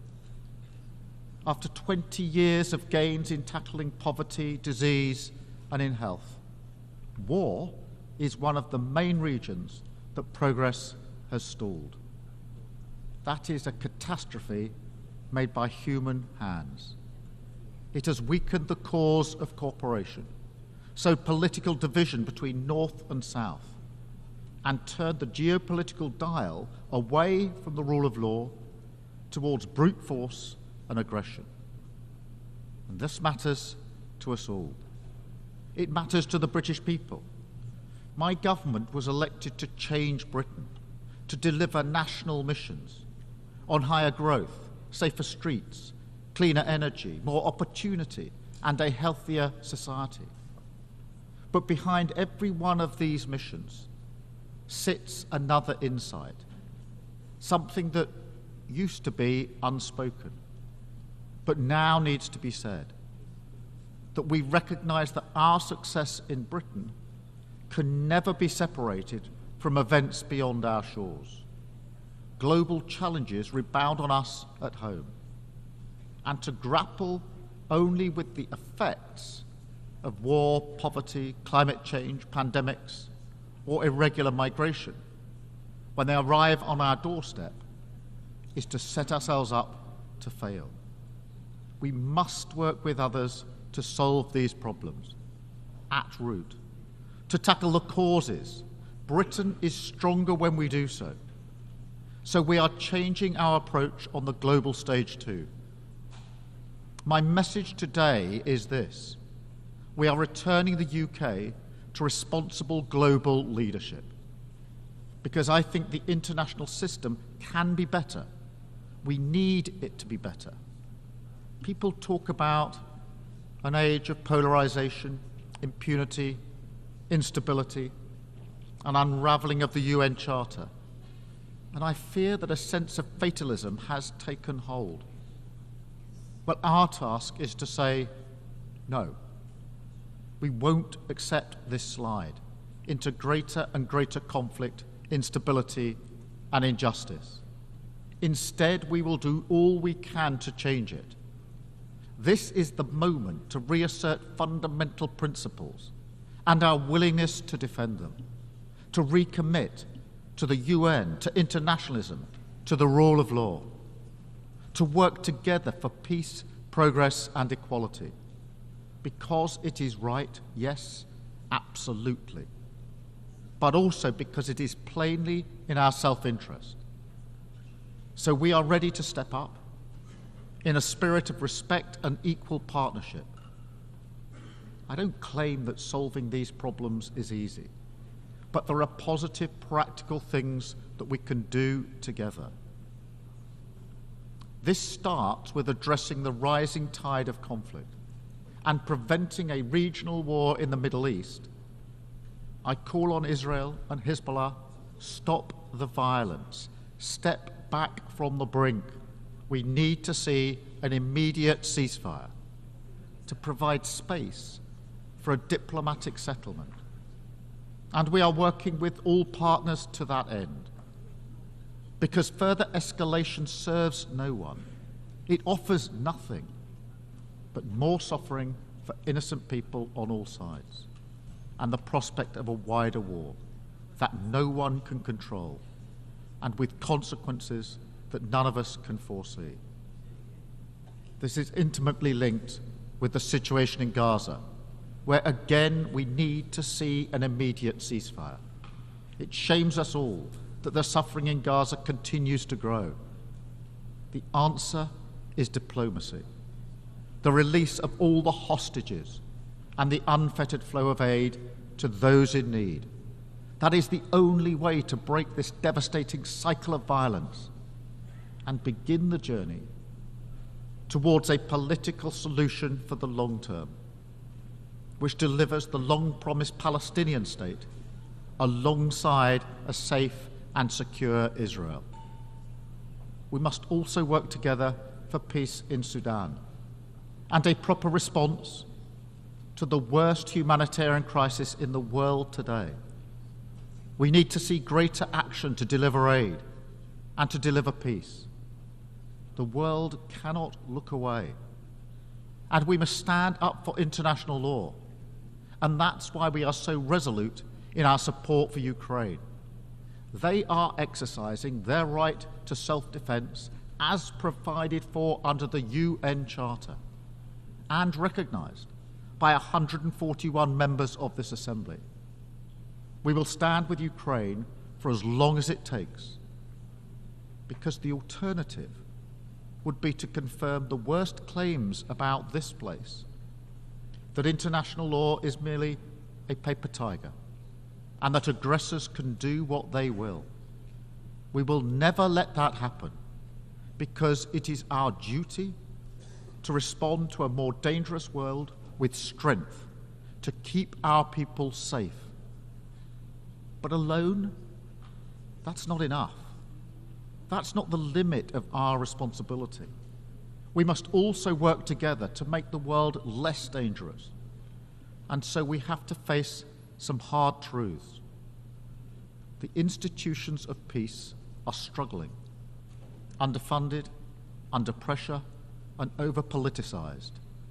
The entire framework of arms control and counter-proliferation, painstakingly constructed after decades, has begun to fall away.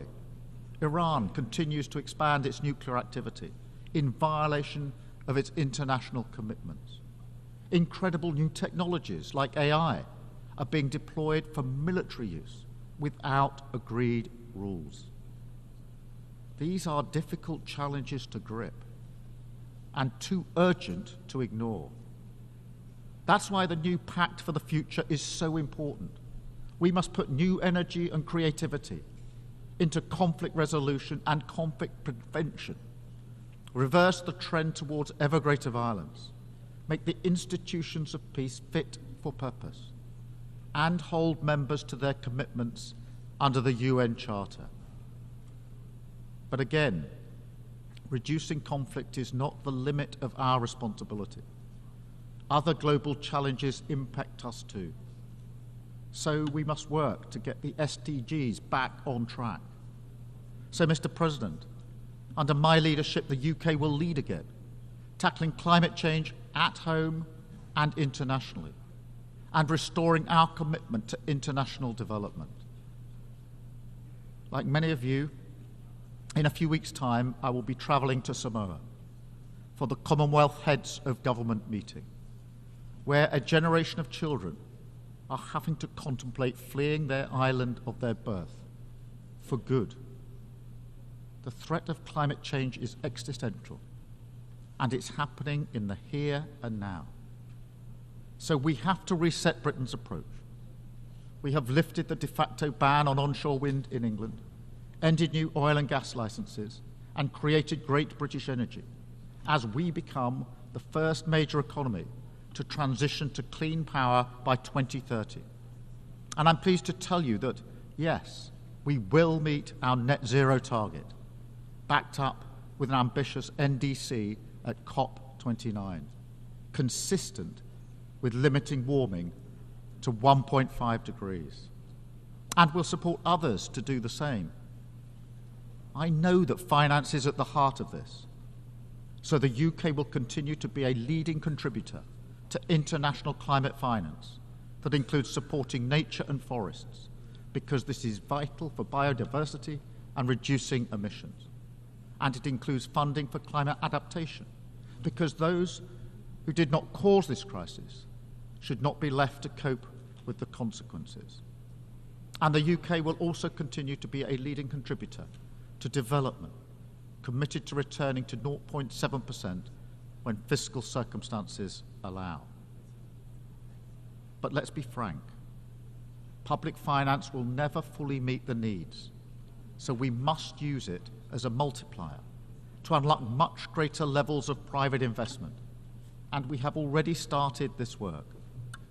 I can announce today that we're creating a new facility, the British International Investment, which will work with the City of London to mobilise billions in pension and insurance funds to invest in boosting development and fighting climate change. This is a great British innovation, and if we're going to deliver in each of the areas I've talked about today, with all the benefits that we'll bring, then this is the kind of approach that we need to take, innovating, thinking differently, moving faster, and being ready to change how we do things in three key areas. First, We must change the international financial system to deliver a fairer deal for developing countries. We will use our seat on the boards of the IMF and the World Bank to argue for a bolder approach to tackle unsustainable debt, which is compounding poverty and inequality, depriving the sick of healthcare and children of education. We must tackle the barriers to investment, which choke off the flow of private finance. And we must put a price on the true cost of emissions through a new levy on global shipping, with the proceeds going to tackle climate change and cut emissions even further. Crucially, we need to accelerate reform of the multilateral development banks so that they shoulder more risk, unlocking hundreds of billions more to help the poorest and build a low-carbon global economy. A critical milestone in the fight against poverty is approaching, with the replenishment of the International Development Association. This is the chance for everyone to show greater ambition so the IDA can be a bigger and better, helping more people, especially those in fragile states and conflict zones. On that basis, we will be ambitious too. We will increase our pledge and play our part in seizing the potential of this moment. Second, if we want the system to deliver for the poorest and most vulnerable, then their voices must be heard. We need to make the system more representative and more responsive to those who need it most. So we will make the case, not just for fairer outcomes, but fairer representation in how we reach them. And this also applies to the Security Council. It has to change to become a more representative body, willing to act, not paralyzed by politics. We want to see permanent African representation on the Council. Brazil, India, Japan and Germany as permanent members, and more seats for elected members as well. Finally, to support this, we will also change how the UK does things, moving from the paternalism of the past towards partnership for the future, listening a lot more, speaking a bit less, offering game-changing British expertise, and working together in the spirit of equal respect. Joining the Paris Pact for People and Planet, pursuing a new global clean power allowance, standing for the new term on the Human Rights Council, and joining forces to tackle the toughest challenges, like antimicrobial resistance, preparedness for the next pandemic, and outbreaks of deadly diseases like Mpox. We are ready to work with all UN members because the scale of the challenges we face demands it, and our prosperity and security depends on it. I say it again, all this matters to Britain. Mr. President, by tackling conflict, making progress in the fight against climate change and poverty, and reforming the international system so that it's fit for the 21st century, we can realise the hope and the promise that shine through the founding documents of this organisation. Together, in all our interests, we can change direction from the dangerous, destructive path we find ourselves on and turn instead towards the rule of law, towards cooperation, responsibility and progress, towards peace. Thank you. Thank you. On behalf of the Assembly, I wish to thank the Prime Minister and First Lord of the Treasury of the United Kingdom of Great Britain and Northern Ireland.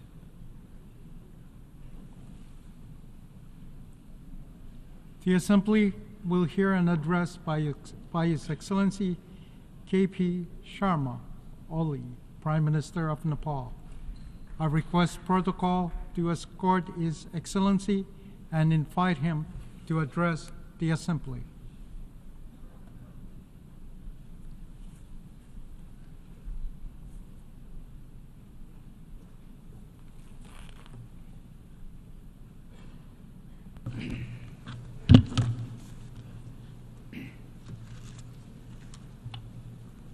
Mr. President, Your Excellencies, the heads of state and government, Mr. Secretary General, distinguished delegates, ladies and gentlemen.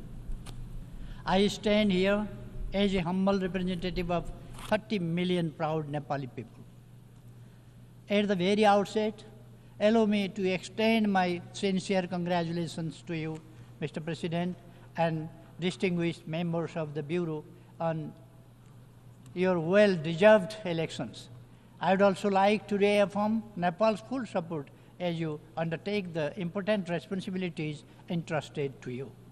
We extend our deepest appreciation to His Excellency, Mr. Denis Francis, and the outgoing president, for his commendable leadership in successfully guiding the 78th session of the Assembly. Our highest accolades are due to the Secretary General, Mr. Antonio Guterres, for his tireless dedication to reinforcing multilateralism and tackling global challenges.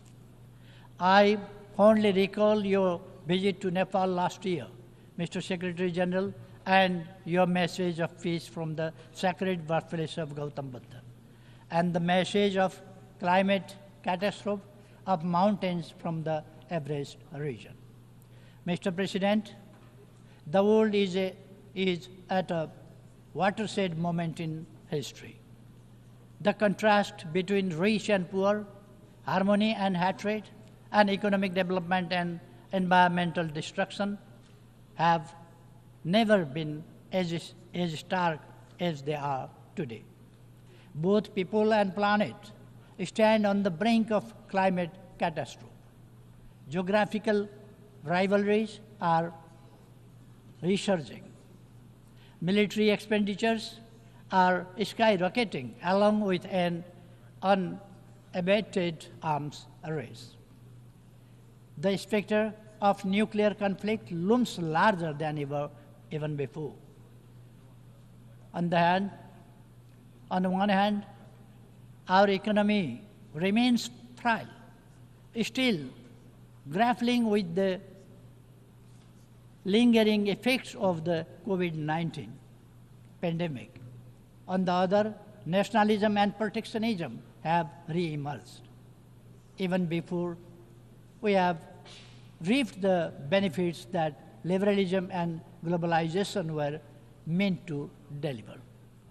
Even after 300 years of industrialization and modernization journey, it is deeply troubling that in our so-called civilized world of 21st century, wealth and prosperity are concentrated mostly at the hand of global north, and the poverty and destitution are heavily concentrated in the global south, particularly in the least developed countries. To overcome these travesties, we must demonstrate our leadership that promotes meaningful cooperation and collaboration. It is only through collective will and unified action that we can turn the tide and usher in an era of enduring peace and shared prosperity for all.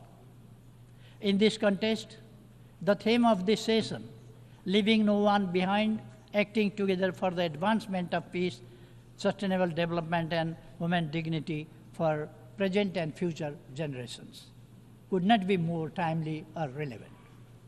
We have reaffirmed our commitment through the Summit of the Future to build a safe, just, and sustainable world for both present and future generations. This pledge is embodied in the three pivotal documents we have adopted: Pact of the Future, Declaration on Future Generation, and the Global Digital Compact.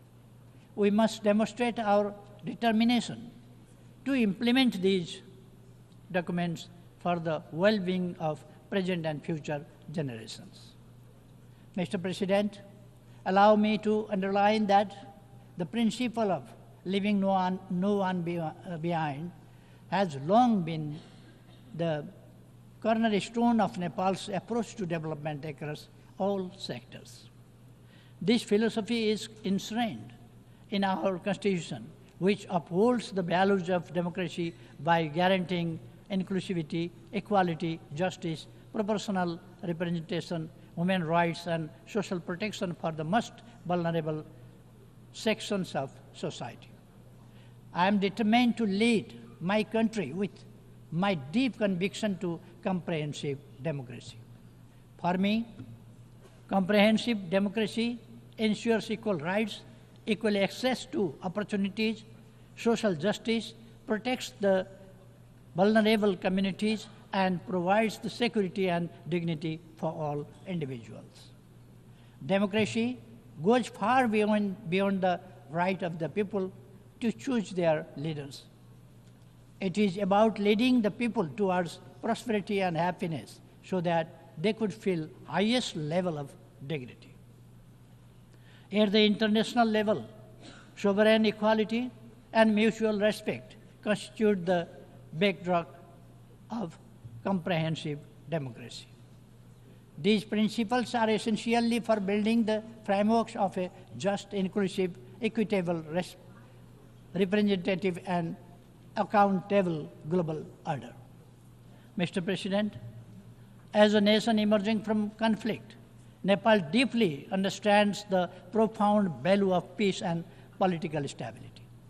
Since the signing of the Comprehensive Peace Accord in 2006, Nepal has been firmly focused on completing the peace process at the earliest. Immediately after the formation of my government, Parliament passed a transitional justice bill to settle transitional justice issue once and for all. While we implement the law, we will uphold victims' rights, including truth and justice. We will also use reparations and reconciliation to heal the wounds and scars of conflict period. We appreciate support from international community, including the UN system, in this regard. The present government, formed by the collaboration of our two major political parties, is determined to secure stability while driving economic transformation for the inclusive and equitable prosperity to our people. At this juncture, stability and economic transformation are paramount to us than our periodic competition in elections. We have dedicated ourselves to realizing our national aspiration, prosperous Nepal, happy Nepali. Nepal will be graduating from its LDC status by 2026. We are diligently working towards achieving the Sustainable Development Goals, SDGs, by 2030 and aspire as become a developed country by 2043, despite facing significant economic headwinds. However, our path to achieving the SDGs remains fraught with difficulties. We are confronted with a substantial financial gap of about 24 billion US dollars to attain the 2030 agenda. In this backdrop, Nepal hosted the IDA 21 replenishment meeting last June, underscoring the crucial need for continued and enhanced support from the International Development Association along with other development partners.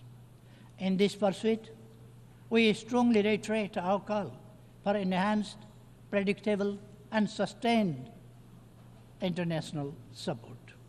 Mr. President, climate change has emerged as the gravest threat to our planet, people, and prosperity. My own country, Nepal, is particularly hard hit. We stand as one of the most vulnerable nations to climate change and are ranked as the 20th most disaster-prone country in the world. Of utmost concern is the alarming rate at which the pristine Himalayas, often referred to as the third pole, are losing their vast snow reserves. This loss threatens water availability for billions of people living downstream, extending far beyond the borders of my country. Nepal has hugely been contributing to the health of our planet through its forests, mountains, and rivers. Yet, despite these efforts, we continue to bear the brunt of climate change. In this context, we call for climate justice. Our mountains play a crucial role in regulating the climate and ecosystem of oceans with their snow-fed rivers flowing down to the oceans. Nepal's Himalayas, as a natural climate stabilizer, help maintain a cooling system in a region situated in the hottest zone of the planet between the Tropic of Cancer and Capricorn. Given their significance, it is essential that the mountain agenda should receive the due attention in climate negotiations. Nepal is steadfast in its commitment to the Paris Agreement and aims to achieve net zero target by 2045, 5 years earlier than global target.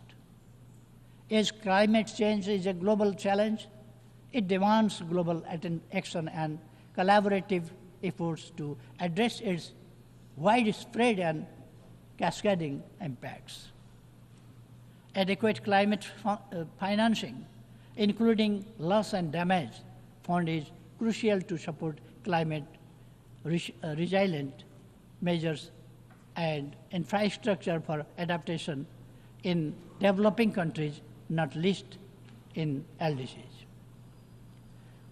Mr. President, Nepal's land is blessed with the wisdom of enlightened great sages from both the Hindu and Buddhist faith, particularly the teachings of Gautam Buddha.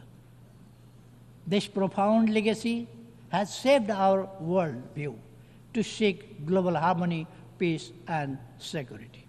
The values of love, harmony, tolerance, and empathy, as espoused by Gautam Buddha, hold even greater relevance today than they did over 2,500 years ago.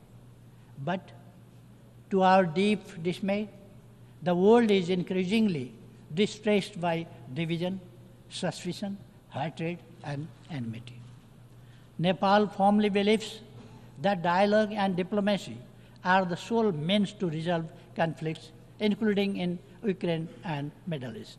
It is through love and compassion that hostility and hatred can be overcome, paving the way for lasting peace.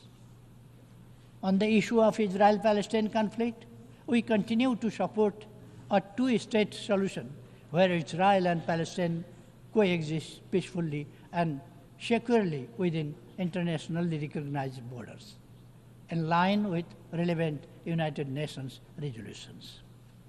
We must address the worsening humanitarian crisis in regions such as Libya, Syria, Sudan, South Sudan, Yemen, and elsewhere.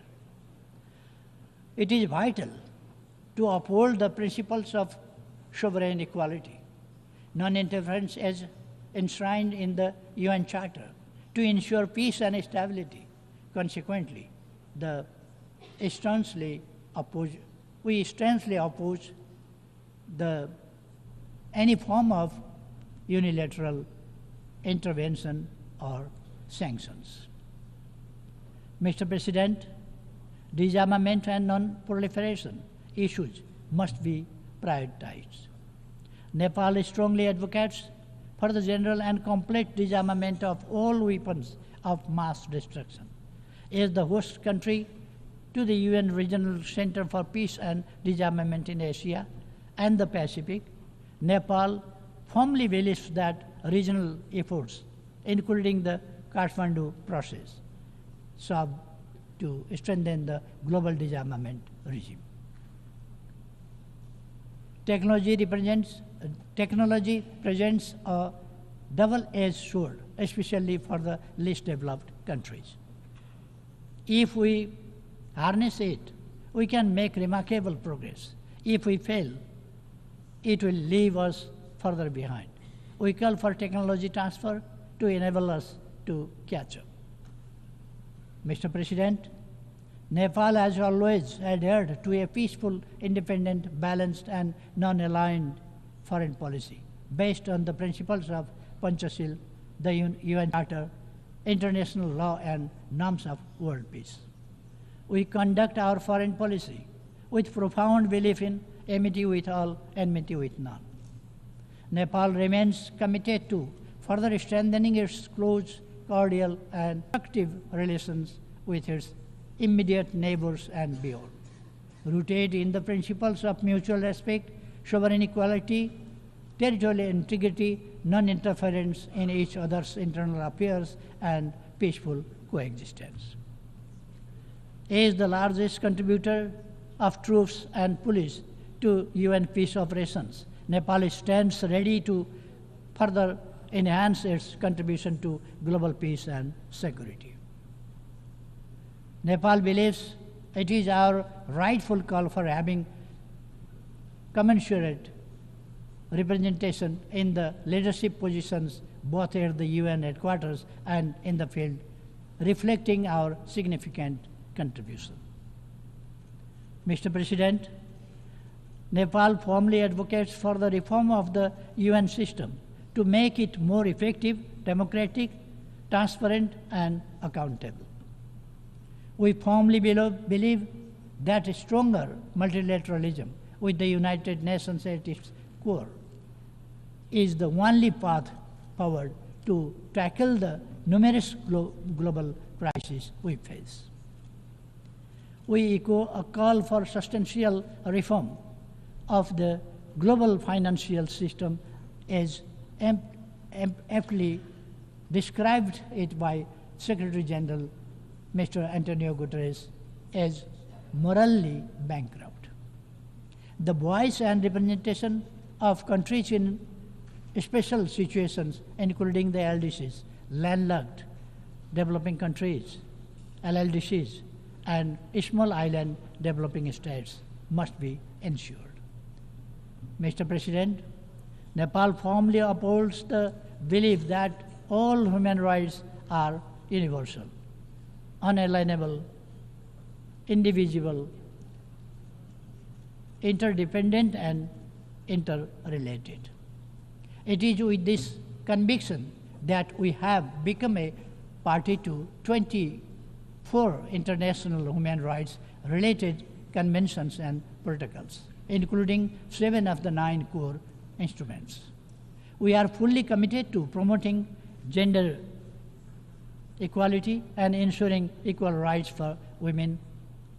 Nepal is making necessary legal arrangements for the full realization of all human rights for women and girls, including their sexual and reproductive health rights. Protection of the rights of migrant workers, including their safety, security, dignity, and well-being, has always remained our priority. We strongly advocate, so far, orderly and regularly migration to ensure that the benefits of migration are shared by all. Finally, Mr. President, the world we inhabit is far from being perfect. Yet, it is not all doom and gloom.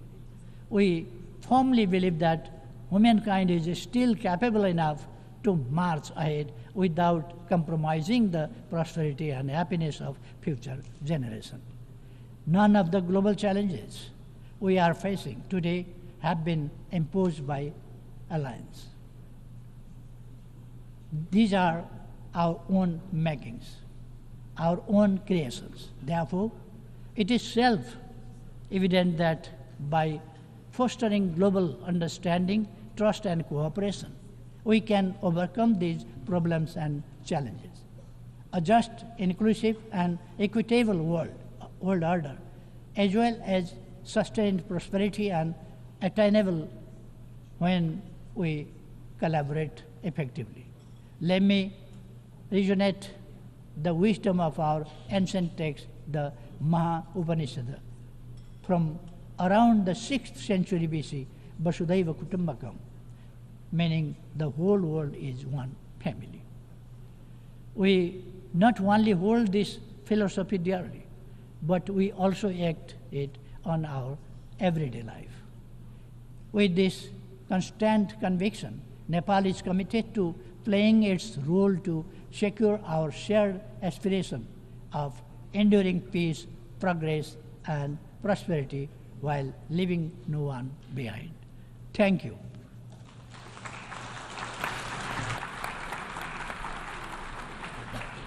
On behalf of the Assembly, I wish to thank the Prime Minister of Nepal.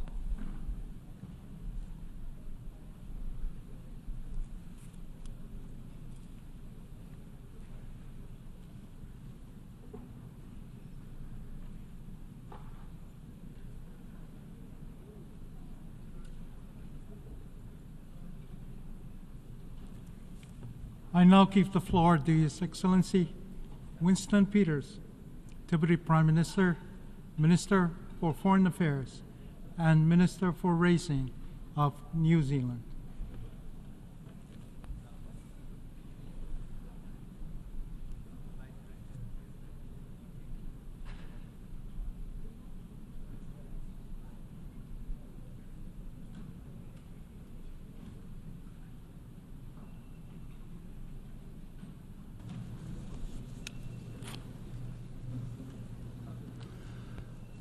Mr. President, nearly 80 years ago, nations exhausted from the cataclysmic World War came together in San Francisco to create the United Nations Charter. Forged in the immediate aftermath of that war, then New Zealand Prime Minister Peter Fraser held the greatest hopes for the Charter's success, which he believed would be predicated on, quotes, the sincerity and moral determination of its members. But the beginning is a delicate time, and Fraser was a realist. He understood the Charter was imperfect. From the earliest debates in San Francisco, New Zealand fought against the veto rights bestowed upon the great powers. Fraser warned that, and I quote him, "The veto which can be exercised by one of the great powers, both in regard to itself and other nations, is unfair and indefensible, and may, if retained and exercised, be destructive not only of the main purposes of the international organization, but of the institution itself." Fraser knew that the United Nations Charter could only be secured with the great powers' agreement. And though he considered the Charter imperfect, he thought those imperfections could be overcome if the spirit of San Francisco is carried into the operation of the Charter. The spirit of San Francisco incorporated the hope that the great powers behave prudently, for as Winston Churchill said, the price of greatness is responsibility.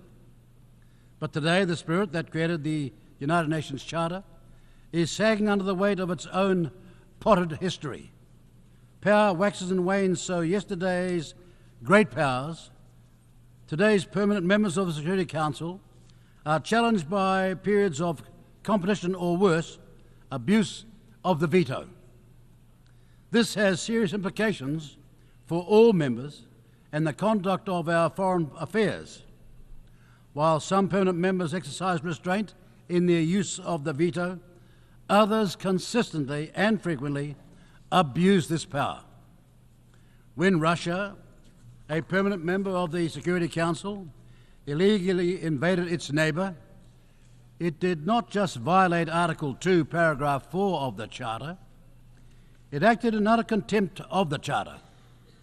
Russia then vetoed a draft Security Council resolution condemning its actions and calling for the immediate withdrawal of its forces from Ukraine. Not only does Russia lack the sincerity and moral determination required to make the United Nations work, but its delinquency should be a clarion call for long overdue Security Council reform. As Prime Minister Fraser said back in 1946, when referring to the veto's risks, quotes, "It is very bad if one nation can hold up the advancement of mankind," unquote. The world of 2024 looks very unlike the one of 1945. And so our collective institutions need to evolve and reflect contemporary realities. We need a United Nations Security Council that looks more like today's world. And we need veto reform. Tensions and imbalances between the desire for a rules-based international order that protects small states against aggression and the unjustified exercise of power by certain great powers have only grown these past 8 decades. Yet small states matter now as much as they did then. New Zealand holds the foundational belief that all states are equal and that our voices matter as much as the most powerful states represented here. It is the quality of our arguments and the principles of justice that inform them, not the size of our militaries, that should hold sway here. We smaller nations face many of the same challenges and share the same concerns. As my colleague from Singapore, Dr. Vivian Balakrishnan, put it at this year's East Asia Summit Foreign Ministers meeting in Laos, the problem for us is that every small state that wants territorial integrity to be respected, that wants its political independence to be guarded, that depends on the UN Charter to plan long-term, must view an invasion of a smaller neighbour by a larger neighbour as full frontal point of anxiety. We agree. We small states need today's superpowers to talk more, seek better understanding between themselves, and develop ways of compromising more, rather than a zero-sum game affecting better relations between today's great powers only enhances global stability, and that is what we, smaller nations, seek. The regional and global challenges we face are stark, the worst the world has faced since World War II. The challenges are complex and daunting. Across the globe, armed conflict is once more on the rise. Hard-fought development gains are being reversed. Human rights challenges and eroded and geostrategic tensions are threatening global security and stability. Growing distrust and division is making international cooperation more difficult, placing the United Nations under strain and hindering the organization's ability to find effective solutions. The world is facing a myriad of regional and global crises.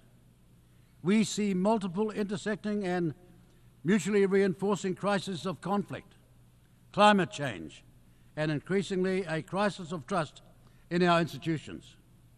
So the challenges we face in the General Assembly are stark, indeed the worst in several generations. They also reinforce the truism that the global geostrategic and security challenges faced in one era do not remain static. The world has changed, and so must we. Indeed, each generation of decision makers confronts new challenges as economics, demographics, technologies and societies evolve, as do the power calculations that accompany disruptive change. Old truths give way to new ones. The trick now, as it was then, is to have one's eyes wide open upon and about the fundamental shifts that are taking place and be nimble enough to adapt to them. The need to adapt to changing historical context is also important and incumbent on the United Nations and its organizations. The rise of many lateral agreements is one sign of countries increasingly working together outside of the United Nations. Another is the cirrhosis around necessary veto reform. In the 10 months since returning for a third time as New Zealand's Foreign Minister, we have spoken widely with colleagues right across the globe. Summing up these discussions in a recent speech in Tokyo, we said that never has it been more apparent just how much diplomacy and the tools of statecraft matter in our troubled world.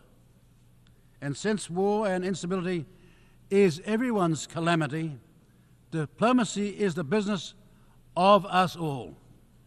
We observed that at this moment in time, the ability to talk with rather than at each other has never been more needed. Those who share our values and those who do not gain from the understanding each other's position. And when we cannot agree, from understanding comes opportunity, and from diplomacy comes compromise, the building block of better relations between nations. We need more diplomacy, more engagement, and more compromise. As Churchill also said in his later years, quotes, meeting jaw to jaw is better than war, unquotes. Never has it been more apparent just how much political leadership is required to respond to the international challenges we face. Leadership is needed to restore trust in our domestic and international institutions, forge unity, and fill the gaps when the international community, through the United Nations, proves unable to. So, what does that leadership look like? It is leadership that can discern future opportunity while understanding but not being trapped by historical constraints. It is leadership that is underpinned by a leader's strength of character, their courage, their purpose, and a commitment to educate, not dominate their citizens. Given he will turn 100 years in the next few days, we recall with admiration such leadership exhibited by then President Jimmy Carter in 1978, in concert with Egypt's President Anwar Sadat and Israel's Prime Minister Yitzhak Rabin. They talked for 11 straight days at Camp David, from which emerged the Middle East peace accords between Egypt and Israel. That peace has endured, and New Zealand is proud as a foundational member of the multinational force and observers to have supported that peace since 1982. The accord reveals what is possible when leaders exhibit sincerity and moral determination, imbued by the spirit of San Francisco.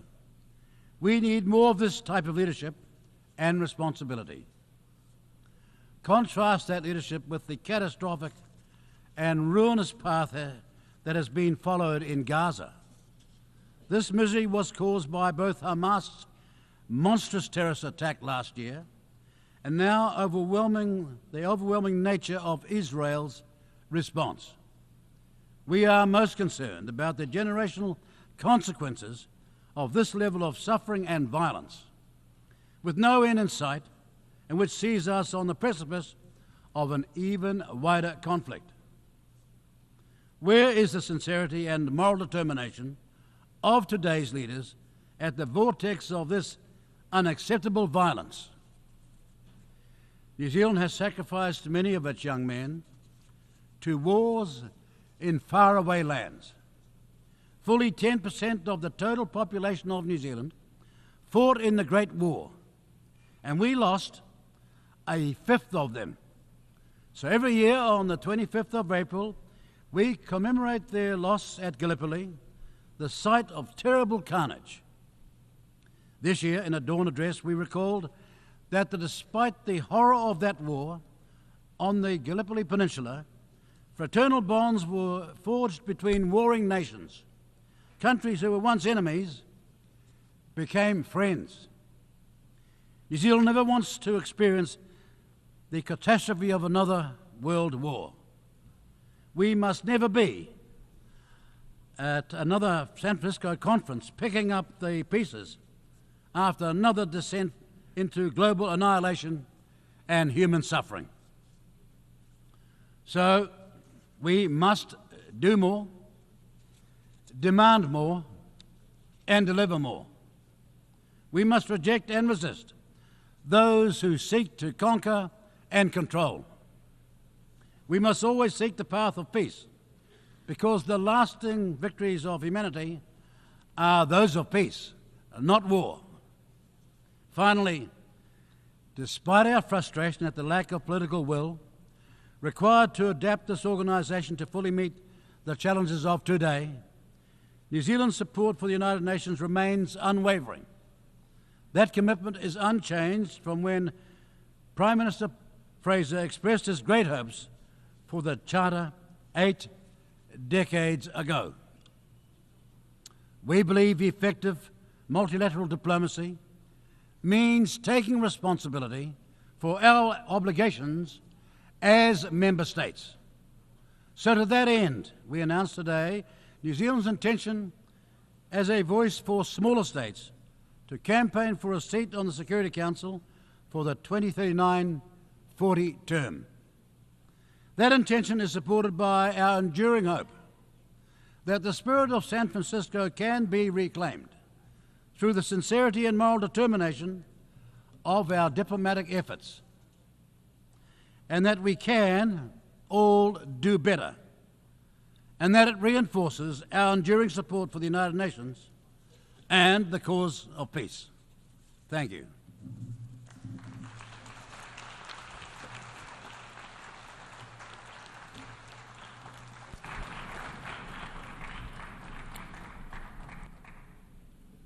I thank the Deputy Prime Minister, Minister for Foreign Affairs and Minister for Racing of New Zealand.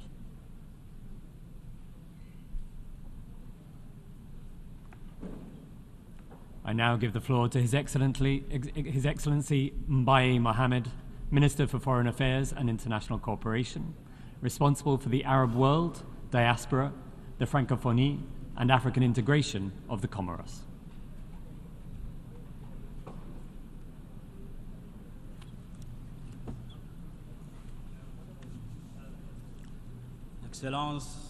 Excellencies, Mr. President of the General Assembly, Majesty, Highness, Excellencies, ladies and gentlemen, heads of delegation, ladies and gentlemen, Assalamu alaikum. It is my honor to convey to you the warm greetings of His Excellency, Mr. Azali Assoumani, President of the Union of the Comoros, as well as his wishes for every success in the conduct of this work which is of global significance. First and foremost, I wish to convey to the authorities of the United States, on behalf of our delegation, our warm gratitude for the warm welcome from you in New York during our participation during this 79th session of the United Nations General Assembly. I wish to also convey my warm greetings to His Excellency Philemon Yang on his election and we welcome his election to the presidency of the 79th session of the General Assembly, and I wish to tell him that we as Africans are honored by his presidency. I wish to pay a warm tribute to His Excellency, Mr. Dennis Francis, for his wise, skillful stewardship and his commitment to peace and development during his presidency of the 78th session of the General Assembly, the proceedings of which were steered by him. And lastly, on behalf of my country, I wish to thank His Excellency, général de Mr. l'ONU, Antonio Guterres, pour son United investissement Nations au Secretary service de la General, paix for et du his développement. commitment to peace and development. Monsieur le Président, cette session de l'Assemblée this générale de l'ONU s'ouvre encore une fois un moment particulièrement délicat de la vie de la communauté internationale. Depuis le 22 février 2022, la guerre en Ukraine ne cesse de ravager deux grands pays européens, mettant en danger l'équilibre du monde. Au nom de l'Union des Comores, j'implore les dirigeants russes et ukrainiens, empruntant le chemin du dialogue et de la négociation. Je les sollicite pour leur peuple, pour la marque qu'ils laisseront dans l'histoire, mais aussi parce que le cessez-le-feu d'abord, la paix ensuite, sont les conditions indispensables d'un apaisement économique et social et alimentaire pour le monde entier, et en particulier pour l'Afrique, qui souffre de tant de ce conflit. Development for Parlant the de la entire world, in Palestine, particular in Africa, which vie has de been plagued by conflict. I now turn to Palestine. In light of the realities endured on a day-to-day basis, there is no doubt that we are not seeing legitimate defense. This war has been punctuated by disproportionate use of force, largely targeting innocent people. This is the purest form of genocide perpetrated by the Israeli forces in Gaza, which we condemn. And there's an urgent need to bring this to an end. The horrors endured by the people of Palestine have been reflected in our daily reality as we see the deaths of more than 40,000 people, including women and innocent children, more than 100,000 injured people, forced displacements of thousands of people under inhumane conditions, as well as the systematic destruction of hospitals and residential buildings. Our country reaffirms our full solidarity and our steadfast support to the fraternal people of Palestine. We beseech the international community to act for an immediate cessation of hostilities and for a rapid resumption of the delivery of humanitarian assistance. À une solution juste et durable, fondée sur le droit international, les résolutions pertinentes des Nations Unies. Nous exhortons en particulier la communauté internationale à œuvrer rapidement en vue de parvenir à une solution à deux États. Un État palestinien souverain avec Jérusalem-Est comme capitale et vivant côte à côte en parfaite sécurité avec Israël. Nous saluons l'admission de l'État de Palestine en tant que membre de plein droit de l'ONU, à sa participation aux travaux de l'ONU à compte de la présente session. Je rappelle aussi que la situation est également très grave en Cisjordanie. Et comme le souligne le cardinal Pisabala, patriarche latin de Jérusalem, ce qui se passe est un exemple palpable et concret dont la façon dont la haine, le ressentiment, le mépris ont conduit à des formes de violence de plus en plus extrêmes et de plus en plus difficiles à contenir. La situation au Soudan retient également toute notre attention. Nous appelons les deux parties au conflit à la retenue pour épargner les populations des affres de cette guerre qui, pour des frères, n'a que trop duré. S'agissant du Sahara occidental, l'Union des Comores estime que le plan d'autonomie de ces territoires au sein du royaume charifien présenté de 2007 par les autorités marocaines constitue le moyen le plus sûr de parvenir à un règlement durable des conflits anachroniques dont la perpétuation serait contraire aux intérêts même des populations concernées, au développement économique de toute la région. Mon pays appelle donc les parties prenantes à y adhérer et enjoint la communauté internationale de leur apporter son soutien.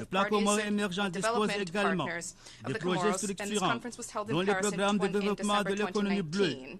The Comoros Development Plan also contains structural projects, including a development program for the blue economy. This is a critical, promising sector which will be an engine for the economic and social transformation of our country. We recognize the crucial role of the blue economy, and we wish to stress the specificities of island states. My country therefore organized in Moroni in June 2023 under the Comoran presidency of the African Union with support from partners, the Conference of Ministers on the Blue Economy and Climate Action, côtières d'Afrique. La déclaration de Moroni, adoptée à l'issue de cette conférence, détermine entre autres les éléments de la feuille de route à exécuter en vue de la prise en compte de la particularité et de la vulnérabilité de ces États par la communauté internationale. La prochaine conférence sur les océans nous offrira l'occasion de présenter la déclaration de Moroni, dont les engagements convergent avec les objectifs mondiaux en matière de développement durable. Monsieur le Président, le gouvernement comorien accorde une attention particulière à la jeunesse. Plusieurs initiatives sont en cours pour développer l'entrepreneuriat de jeunes, assurer de meilleures opportunités d'emploi dans les divers secteurs et leur faire jouer un rôle de premier plan dans le développement socio-économique du pays. La promulgation de la loi Un jeune, un emploi traduit cette volonté qui l'anime. L'attachement du chef de l'État de l'Union des Comores à l'épanouissement de la jeunesse, mais aussi la confiance qu'il accorde à cette catégorie de la population pour impulser une dynamique nouvelle en tant que force motrice du pays, l'a conduit à nommer il y a quelques mois un gouvernement majoritairement formé de jeunes cadres. Il a ainsi pris le pari d'engager avec la jeunesse la transformation du pays pour le renouveau des Comores. Au-delà de ce domaine clé, le chef de l'État a également retenu le sport, la culture, l'art et le patrimoine dans son agenda quinquennal, marquant ainsi son intérêt pour ce volet social qui contribue à bien façonner et à bien renforcer notre identité nationale. Aussi, pour ce qui est du sport, au nom du président de l'Union des Comores et de son gouvernement, je rends un vibrant hommage à notre équipe nationale de Sélacan pour les performances qui réalisent de plus en plus sur le continent à la grande fierté du peuple comorien. Monsieur le Président, les défis qui se posent au monde d'aujourd'hui sont multiples. C'est une action conjuguée de nous tous pour y faire face.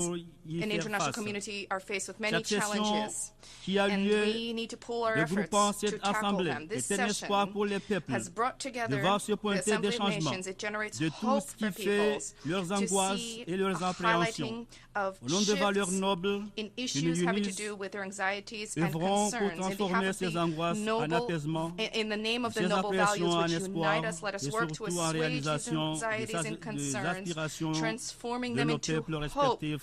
Thank you very much for your attention. To the aspirations of our respective peoples. Thank you very much for your attention.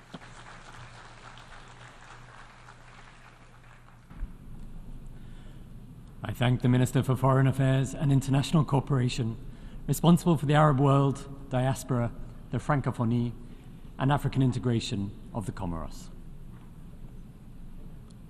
I now give the floor to Her Excellency Dominique Hassler, Minister for Foreign Affairs, Education and Sport of Liechtenstein.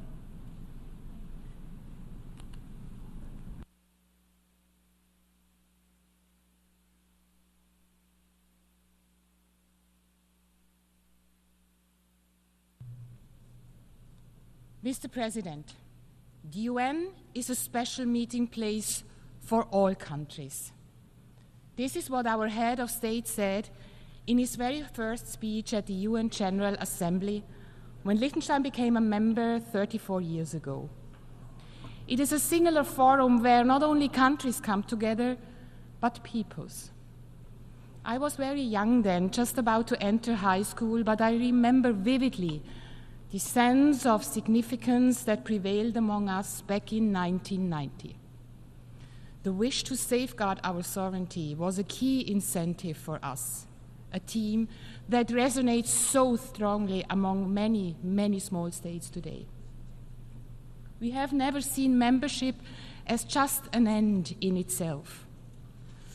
The United Nations has been a key foreign policy platform for Liechtenstein.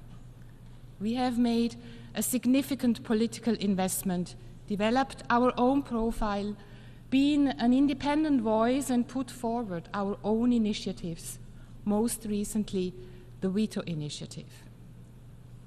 For us, the people and the government of Liechtenstein, the main purpose of the United Nations remains peace and security, to save succeeding generations from the scourge of war, in the immortal words of the UN Charter. It saddens me to say that this purpose has lost none of its relevance today. The aggression against Ukraine, planned and perpetrated by those who wield power in the Russian Federation, has not only destroyed the European security architecture, it has undermined the international legal order as such. And it has created a real risk and genuine fear of future illegal war-making, not just in our part of the world. After enjoying long decades of peace, which is much more than the absence of war, our people have been able to live in prosperity and with full respect for human rights. As a small state, without armed forces, the guarantor of our sovereignty is respect for international law, which the UN embodies like no other organization. Our unequivocal stance in support of Ukraine is thereof a commitment to the international order and ultimately to our own security. More than 2 years of brutal war of aggression have brought immeasurable human suffering, economic devastation of immense proportions, and environmental damage for decades to come. Many of these outcomes are, sadly, irreversible. But together, we have the opportunity and the responsibility to bring about a just peace. And indeed, there will be no peace without justice. Peace must therefore be based on the terms we have already set together in this hall. And it must ensure individual criminal accountability for those who have, willfully and unprovoked, initiated this war of aggression. This alone will ensure that there is a prospect for sustainable peace for Ukraine, but also for the region as a whole. This alone will give small states everywhere the confidence and belief that their sovereignty and territorial integrity will be protected and safeguarded here at the United Nations, while demonstrating that we are committed and able to fulfill the purpose that has brought us together in this organization. Mr. President, much of what we have done in recent years here in New York was driven by the belief that we must safeguard the role of the United Nations in maintaining peace and security. We support a strong Security Council, but see little indication that it will be able to come together in the way the current challenges require. Rather than criticizing and lamenting what is a political reality, we have to think about alternative avenues, avenues that do indeed exist. This assembly is the key platform in this respect. It has taken the lead on Ukraine, and it has adopted important decisions on the Gaza war. And under the terms of the veto initiative, which has resonated so strongly in this hall, it is given the option to act whenever the Council is paralyzed by a veto. The Pact of the Future has given us the necessary basis to continue what we have begun and to chart a new path for peace and security. Only in working together we will be able to deliver on this promise. Mr. President, for almost a year now, the situation in the Middle East has absorbed much of our attention. We have witnessed with horror the terrorist attack on the civilian population of Israel on the 7th of October. And we are shocked and appalled by the suffering of the civilian population of Gaza, the many thousands of innocent victims, a very large number of children among them, which is simply unacceptable.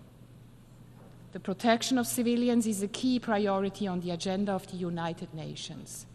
However, it seems to be a mere afterthought for those making the decisions on both sides of the conflict, whose actions cause human suffering and threaten stability in the region. We are deeply concerned about the next level of escalation between Israel and Hezbollah and join the call for a 21-day ceasefire in order to prevent a further conflagration in the region.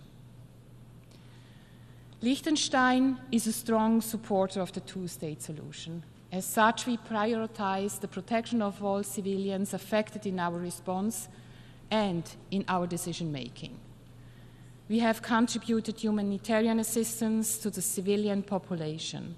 We have called for the full respect for international humanitarian law by all, and with that I call, again, for the immediate and unconditional release of all hostages. We support the efforts by the International Criminal Court to investigate according to its mandate. The two-state solution, which enjoys overwhelming support among all of us in this hall, was decided by this very assembly many decades ago. There is no other conflict where the United Nations has a clearer and longer-lasting responsibility. The end of the war in Gaza will only be one step in the long and difficult path to a two-state solution that allows Israel and Palestine to live together in peace and security in line with the right of self-determination of all peoples. Knowing that this will take time, it is even more important that all actors stop escalating the conflict further and that the human suffering ends today. The UN and each single member state need to live up to the goal we have set ourselves many years ago and bring this conflict to an end. Mr. President, the sovereign equality of all countries and respect for international law are key for all UN members to thrive, but for smaller ones, even more so. It is no surprise then that in this building, my country is known in particular for our clear and consistent stance in support of the rule of law. We are proud of the work we have done on international law. And it is a commitment we are determined to continue, especially as there is no doubt that international law is under attack from more sides and in more ways than ever before. Today, I call on you.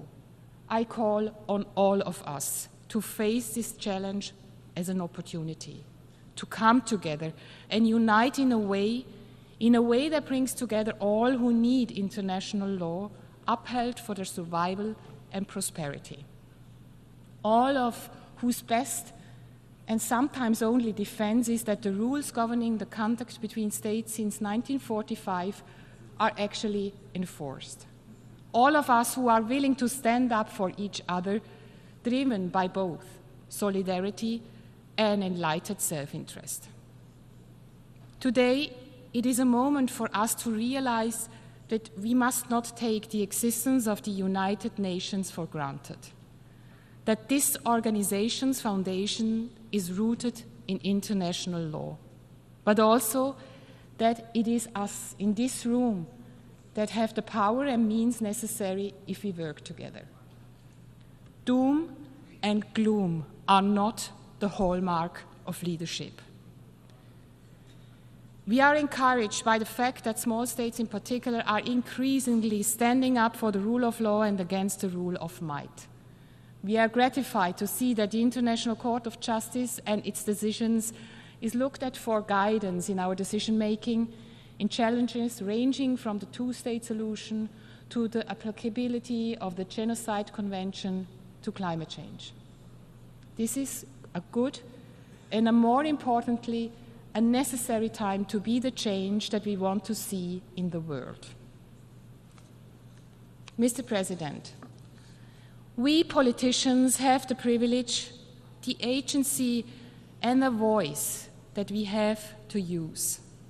This, in my view, comes also with the obligation to speak up for those who do not have a voice. In a shockingly literal sense, the women of Afghanistan do not have a voice at all anymore. I therefore want to speak up for them from this podium. The denial of even their most basic human rights must be completely unacceptable for this organization and its representatives. We will continue to demand that the United Nations lives up to its special obligation and supports action to fight this extreme case of gender persecution. We must also speak up against the brutal oppression of women in Iran. Women across the world have been speaking up as agents of change for many years. We must ensure those voices are amplified at the highest level. As experience has shown, we will get better results for everyone if we entrust leadership positions much more often to women. As many others, I believe that it is a credibility challenge for the United Nations that a woman has yet to lead this organization. After decades of talking about gender equality, the United Nations should shine as an example. Mr. President, we simply need to do what we have promised. On peace, the central mission of this organization, on gender equality, on human rights, on deterring aggression, and on ensuring accountability. The collective action so urgently needed today requires strong leadership, which is often lacking today. Leadership, whether by woman or man, comes with responsibility, accountability, and with the ability and willingness to listen to and work in the interest of those we represent. All of us that have had the privilege to speak from this podium have an obligation to present and future generations to deliver on the great hopes placed in our United Nations. Only then is this organization the singular place that serves the people of the world in their desire for world peace. Thank you.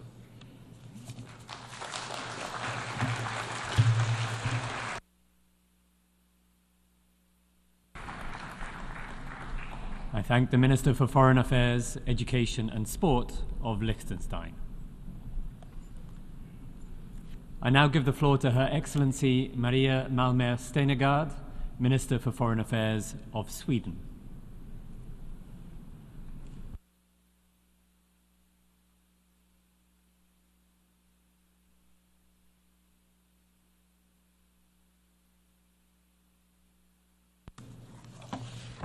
Mr. President, Excellencies, we are gathered in this assembly while the world and this organization are facing major and existential challenges.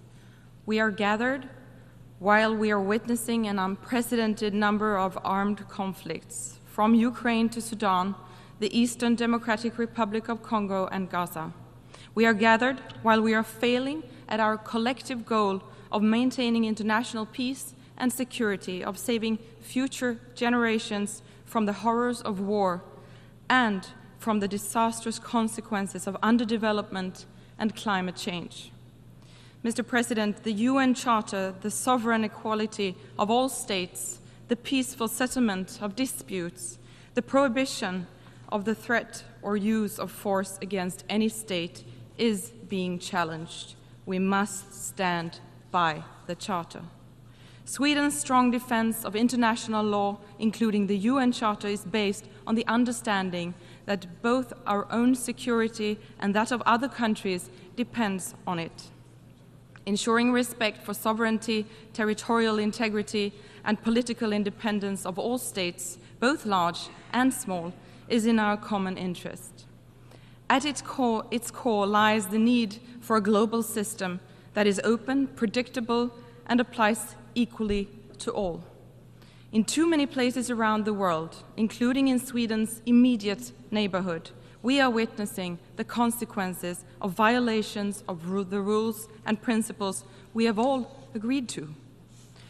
Since the start of Russia's aggression against Ukraine in 2014, and with a full-scale invasion of Ukraine in 2022, Russia has brutally invaded the territory of another UN member state.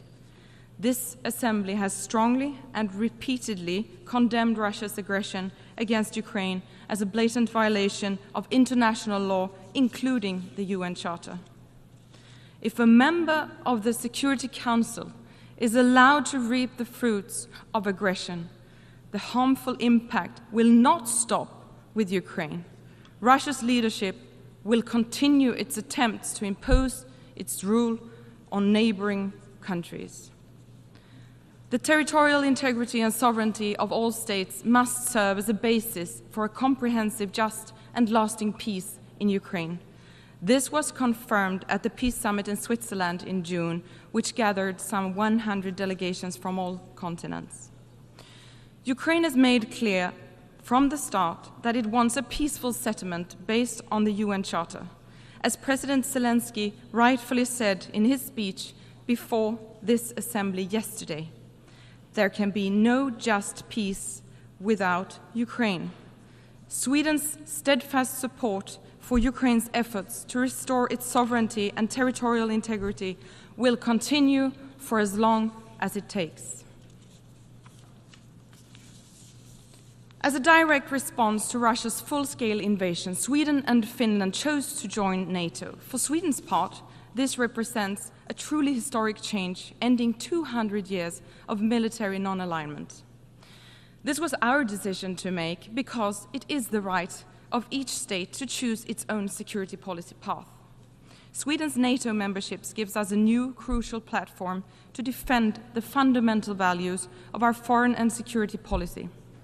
We will apply the same principled approach in NATO as we do in the UN, the EU, the OSCE, and the Council of Europe. In other words, we will continue to defend international law, democracy, individual freedoms, human rights, and gender equality. Mr. President, Sweden has always defended the universal principles of sovereignty and the right to self-determination.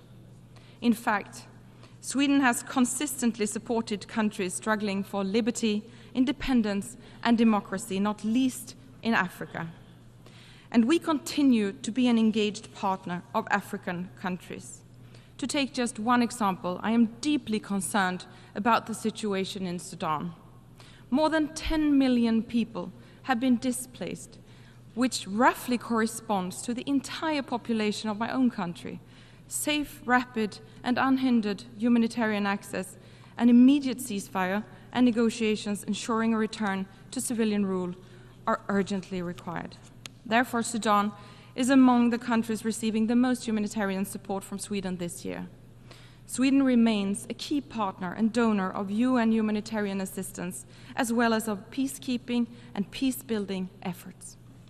Similarly, Sweden supports the ongoing peace efforts by the United Nations in Yemen, where we will continue to work with our partners for a principled and inclusive humanitarian response. The people of Yemen are looking to the international community for hope, for a way out of humanitarian despair.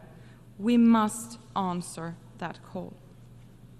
Mr. President, we are also faced with the threat of a regional war, the consequences of which no one can predict.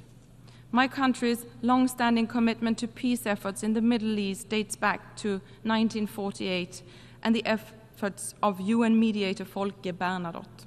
Today, Sweden is one of the largest core donors to UN agencies and other organizations working to mitigate the immense suffering of the civilian population of Gaza.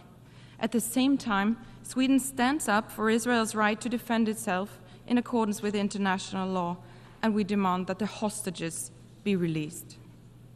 Israel is being threatened by Iran and its allies simultaneously on several fronts. Hezbollah's repeated attacks since October 8th have led to a dangerous military escalation. Sweden fully supports the efforts by the United States, France, and others to reach a diplomatic solution. A ceasefire would provide space for reaching a diplomatic settlement consistent with UN Security Council Resolution 1701, as well as the implementation of UN Security Council Resolution 2735 on a ceasefire in Gaza.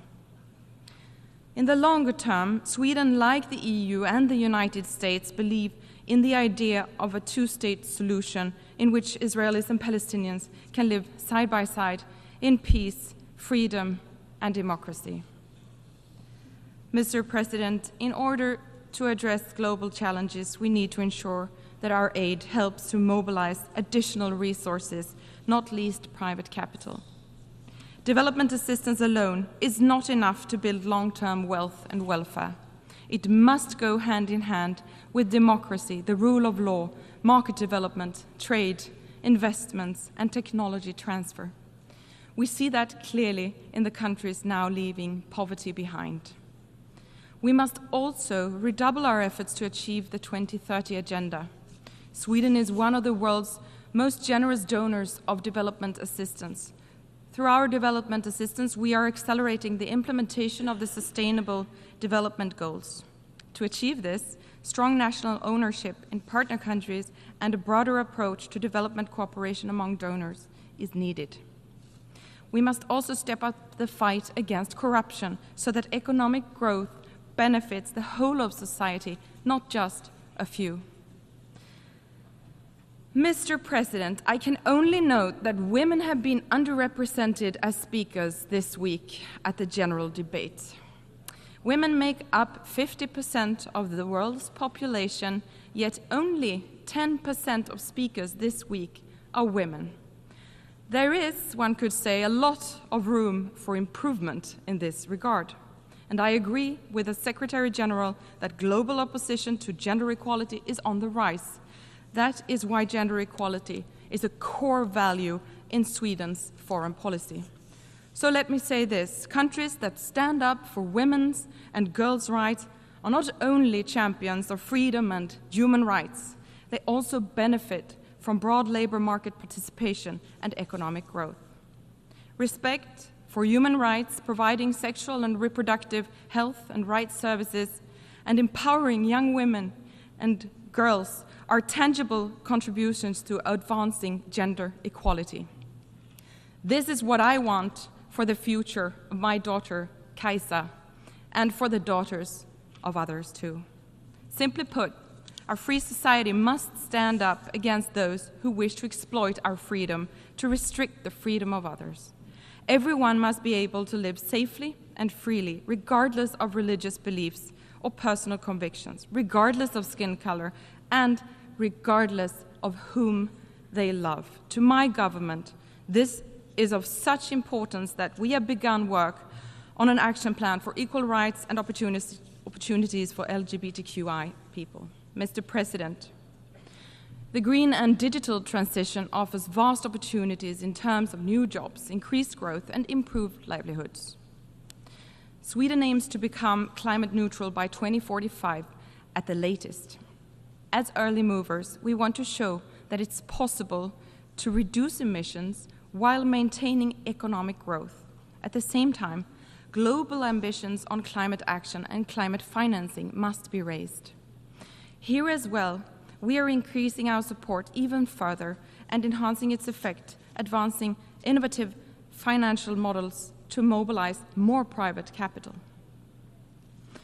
Mr. President, the many crises in our world today have shed a harsh light on the need for reforms of our multilateral system.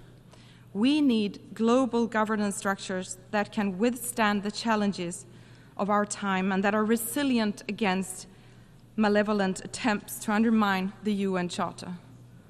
Action, implementation, and follow-up must be our approach as we look forward and take stock of the Summit of the Future and the pact adopted there. The UN Security Council, the body entrusted with the ultimate responsibility to maintain international peace and security, must be effective, transparent, and accountable. Sweden supports a balanced expansion of the Security Council to better reflect current global political and economical realities. This can be achieved by such means as adding new permanent and non-permanent seats, including for African countries. Sweden also supports the ongoing reform processes in multilateral development banks to increase the effectiveness and scale of financing to achieve the Sustainable Development Goals and implement the Paris Agreement. Another area where strengthened global governance is essential is outer space.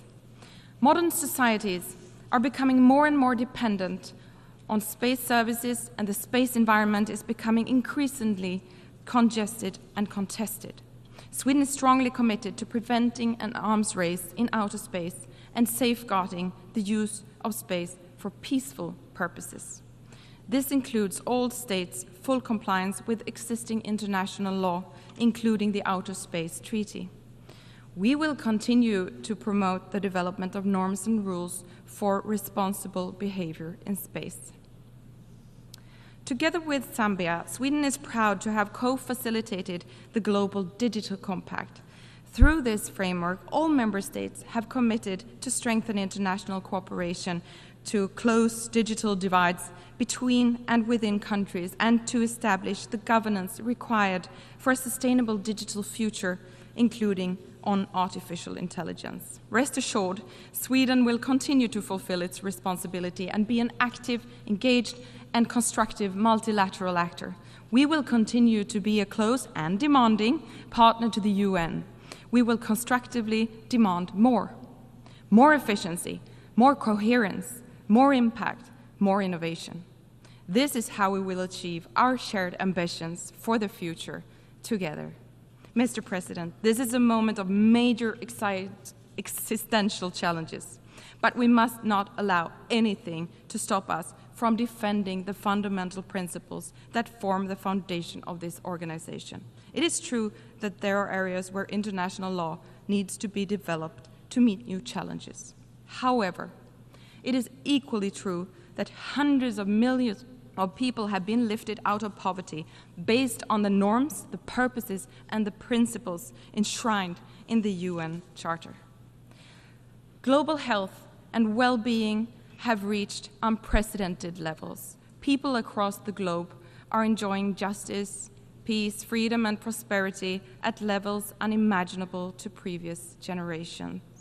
It is a legacy to be proud of, one that we must do everything that we can to uphold. Thank you.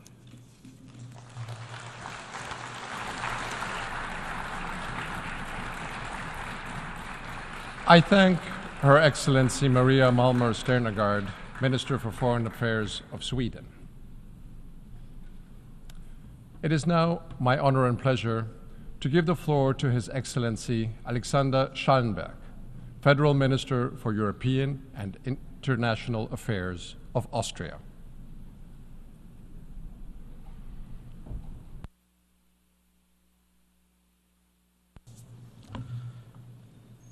Mr. President, dear Axel, it's actually a rare occasion where the person presiding the General Assembly and the person here at the rostrum are both Austrians. Excellencies, ladies and gentlemen, when we met in this hall last year, many, including myself, referred to the challenging times we were facing. A world riddled by uncertainty, growing divisions, and rising insecurity. A backsliding and hard-earned development gains. A backlash against the universality of human rights. Looking back on the past 12 months, we must admit that the sense of being in a permanent state of emergency has actually not decreased. On the contrary, it has even deepened.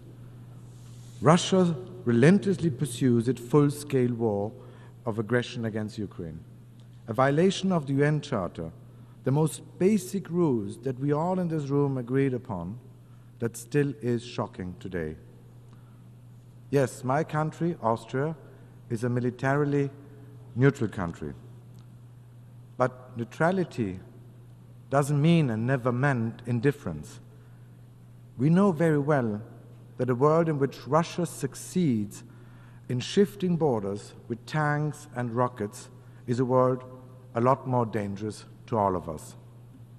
After 946 days, I can only repeat that, 946 days of unspeakable human suffering and destruction, it is high time to return to diplomacy.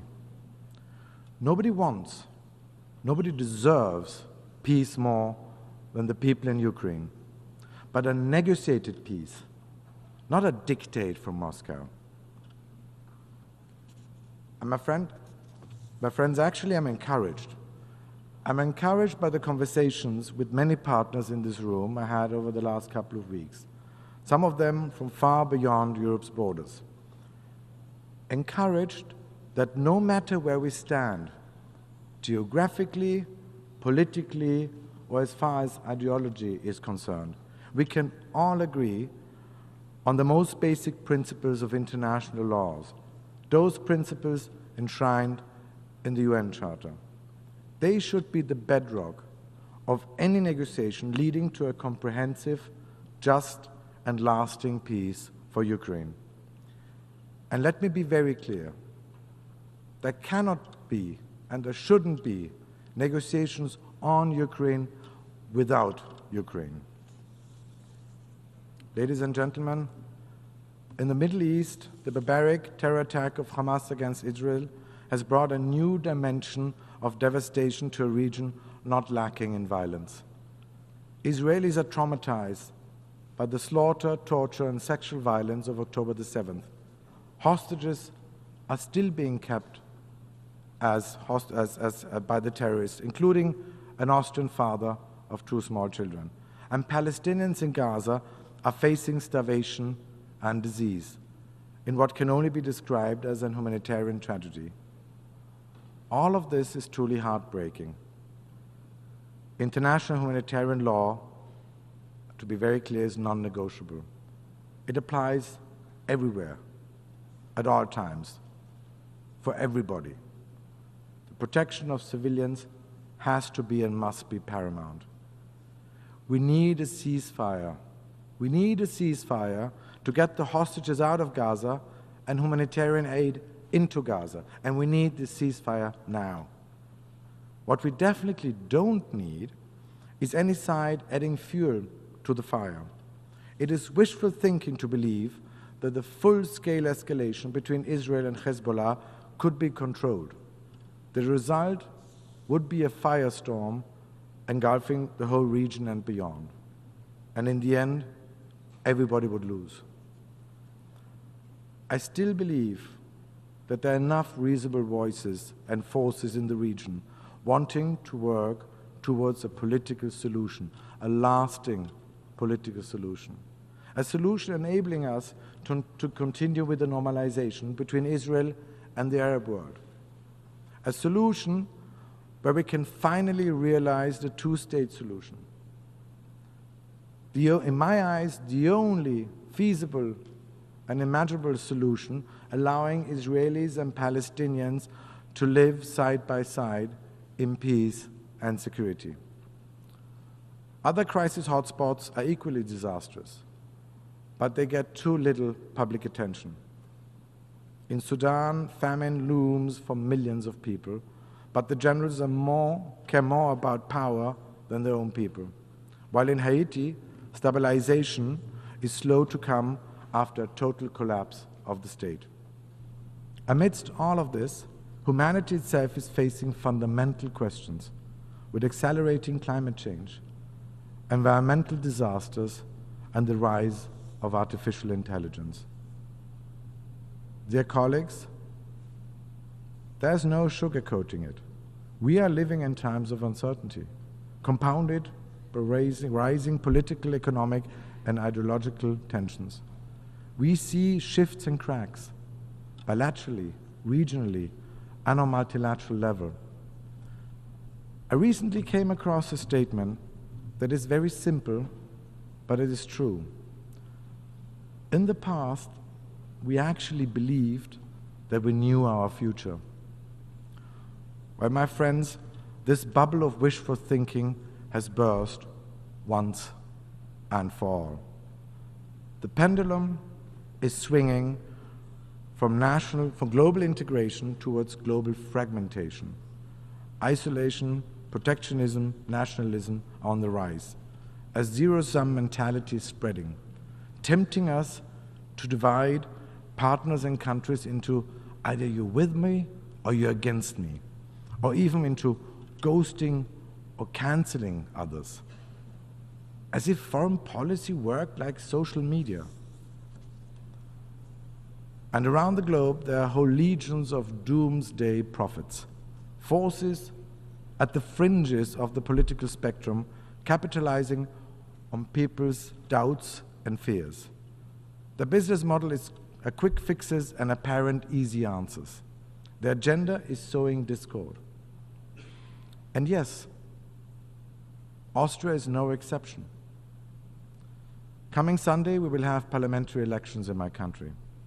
And also in Austria, some political forces are offering tempting but false solutions, even deliberately echoing the narratives of those forces which are trying to weaken our open and pluralistic societies, which are working against a strong and united Europe. To counter this, we need a strong center. We need to keep our nerves. We have to stay on message.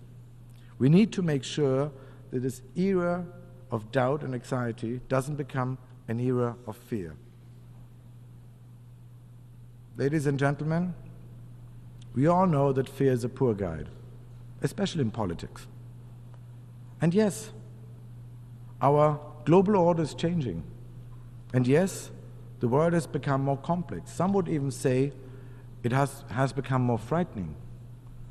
But I'm deeply convinced that we have to stand up and defend the rules-based international system. And we have to defend it with all means at our disposal. We must not be afraid to take a clear stance. It is worth being defended because it is and remains the best, and I would even say the only guarantee for our security, for our stability, and for our prosperity. For countries like Austria, it is paramount. We are dependent on this system, a system that respects the rule of law, a system that respects international law, a system that honors the principle of pacta sunt servanda, a system where might does not make right. And it is an illusion to believe that there's anything to gain from demolishing or undermining the rules-based international system. If we lose it, everybody in this room will lose. I'm not denying that we are in the midst of a systemic rivalry. There are some actors who consider open and democratic societies not only as a challenge, but even as a threat. However, in the face of the turmoil and upheavals of the last few years, societies based on freedom, pluralism, and individual rights have proven themselves stronger, more adaptive, more flexible, and more resilient than most of us even believed ourselves. What we need most now, ladies and gentlemen, in this moment, is trust and confidence. Trust in our own capacities. Trust in our own principles. So my appeal today is very clear. Let us be more confident in our own strength. Yes, Austria will always be ready to defend its own interests, its values, its principles. But at the same time, we will always have the courage to look for the middle ground, to search the compromise, because we know that defending our multilateral system, defending our rules-based international order, means to reform it. Our system of global governance is simply not delivering anymore. It is not inclusive enough. The Security Council, as it stands now, reflects a world that is long gone. And I believe it's actually unacceptable that we are held hostage so easily by the will of a handful of countries. We, as Austrians, and the Austrian government, we commit ourselves to making the Security Council more effective, more inclusive, and more accountable, including through our candidature for the non-permanent seat at elections in 2026. Austria will continue to champion a sensible and a pragmatic multilateralism based on our genuine will for compromise, for dialogue. Despite the current fragmentations of the global order, our world will simply remain interdependent. We will not be able to to raise the drawbridges, to decouple, to cancel, to ghost, as some make us to believe. This is a magical thinking. We need to face the challenges and complexities of our times head-on and together, with a healthy dose of realism and more confidence in our own capacities, principles, and strength. Thank you very much.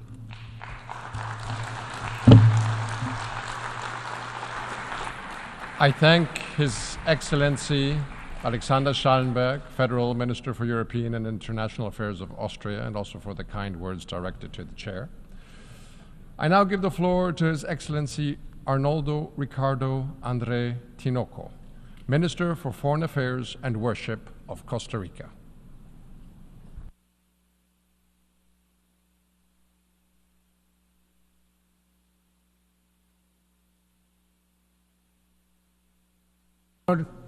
Presidente, Excelencias, Mr. President, Costa Rica Excellencies, Costa Rica congratulates you upon your election to head up this General Assembly, and we reiterate our commitment to advance towards a more peaceful, fair, sustainable and inclusive world.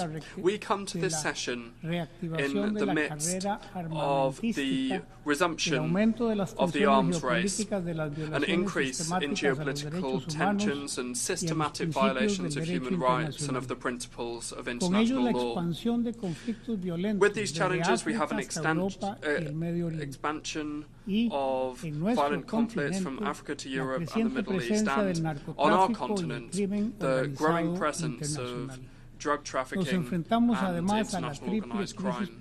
We are also facing the triple planetary crisis and an increase in poverty, inequality, and widening gaps and asymmetries between countries and regions, and within countries and regions. Meanwhile, our collective responses remain timid, delayed and insufficient. None of these challenges can be solved by a single state or by a small group of them. Only through multilateralism, as the central approach for cooperation, will we be able to address them and overcome these challenges. With multilateralism at the core, please allow me to share 4 points. First of all, democracy, the rule of law, and the respect for human rights are pillars for the effective functioning of the multilateral system.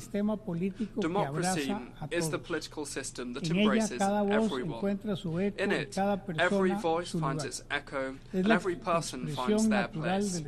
It is the natural expression of the rule of law.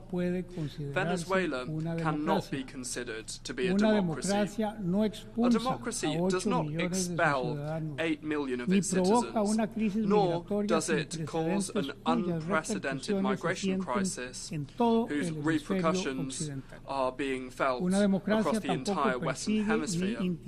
Neither does it persecute or intimidate, nor does it imprison or torture people for political reasons. A democracy does not deny opposition representatives access to vote counting, nor does it declare itself without any proof or evidence the winner of the elections. Costa Rica, just like the vast majority of countries in the region, condemns the manipulation of the results and will continue to demand an impartial, transparent and independent verification. This is a verification that the Venezuelan regime has refused to carry out. There is no doubt that Nicolás Maduro did not win the elections, just as there is no doubt that he intends to cling on to power at all costs. Let us not allow repression and dictatorship in Venezuela to become the norm once again. This is not the only violation of democratic principles in my region.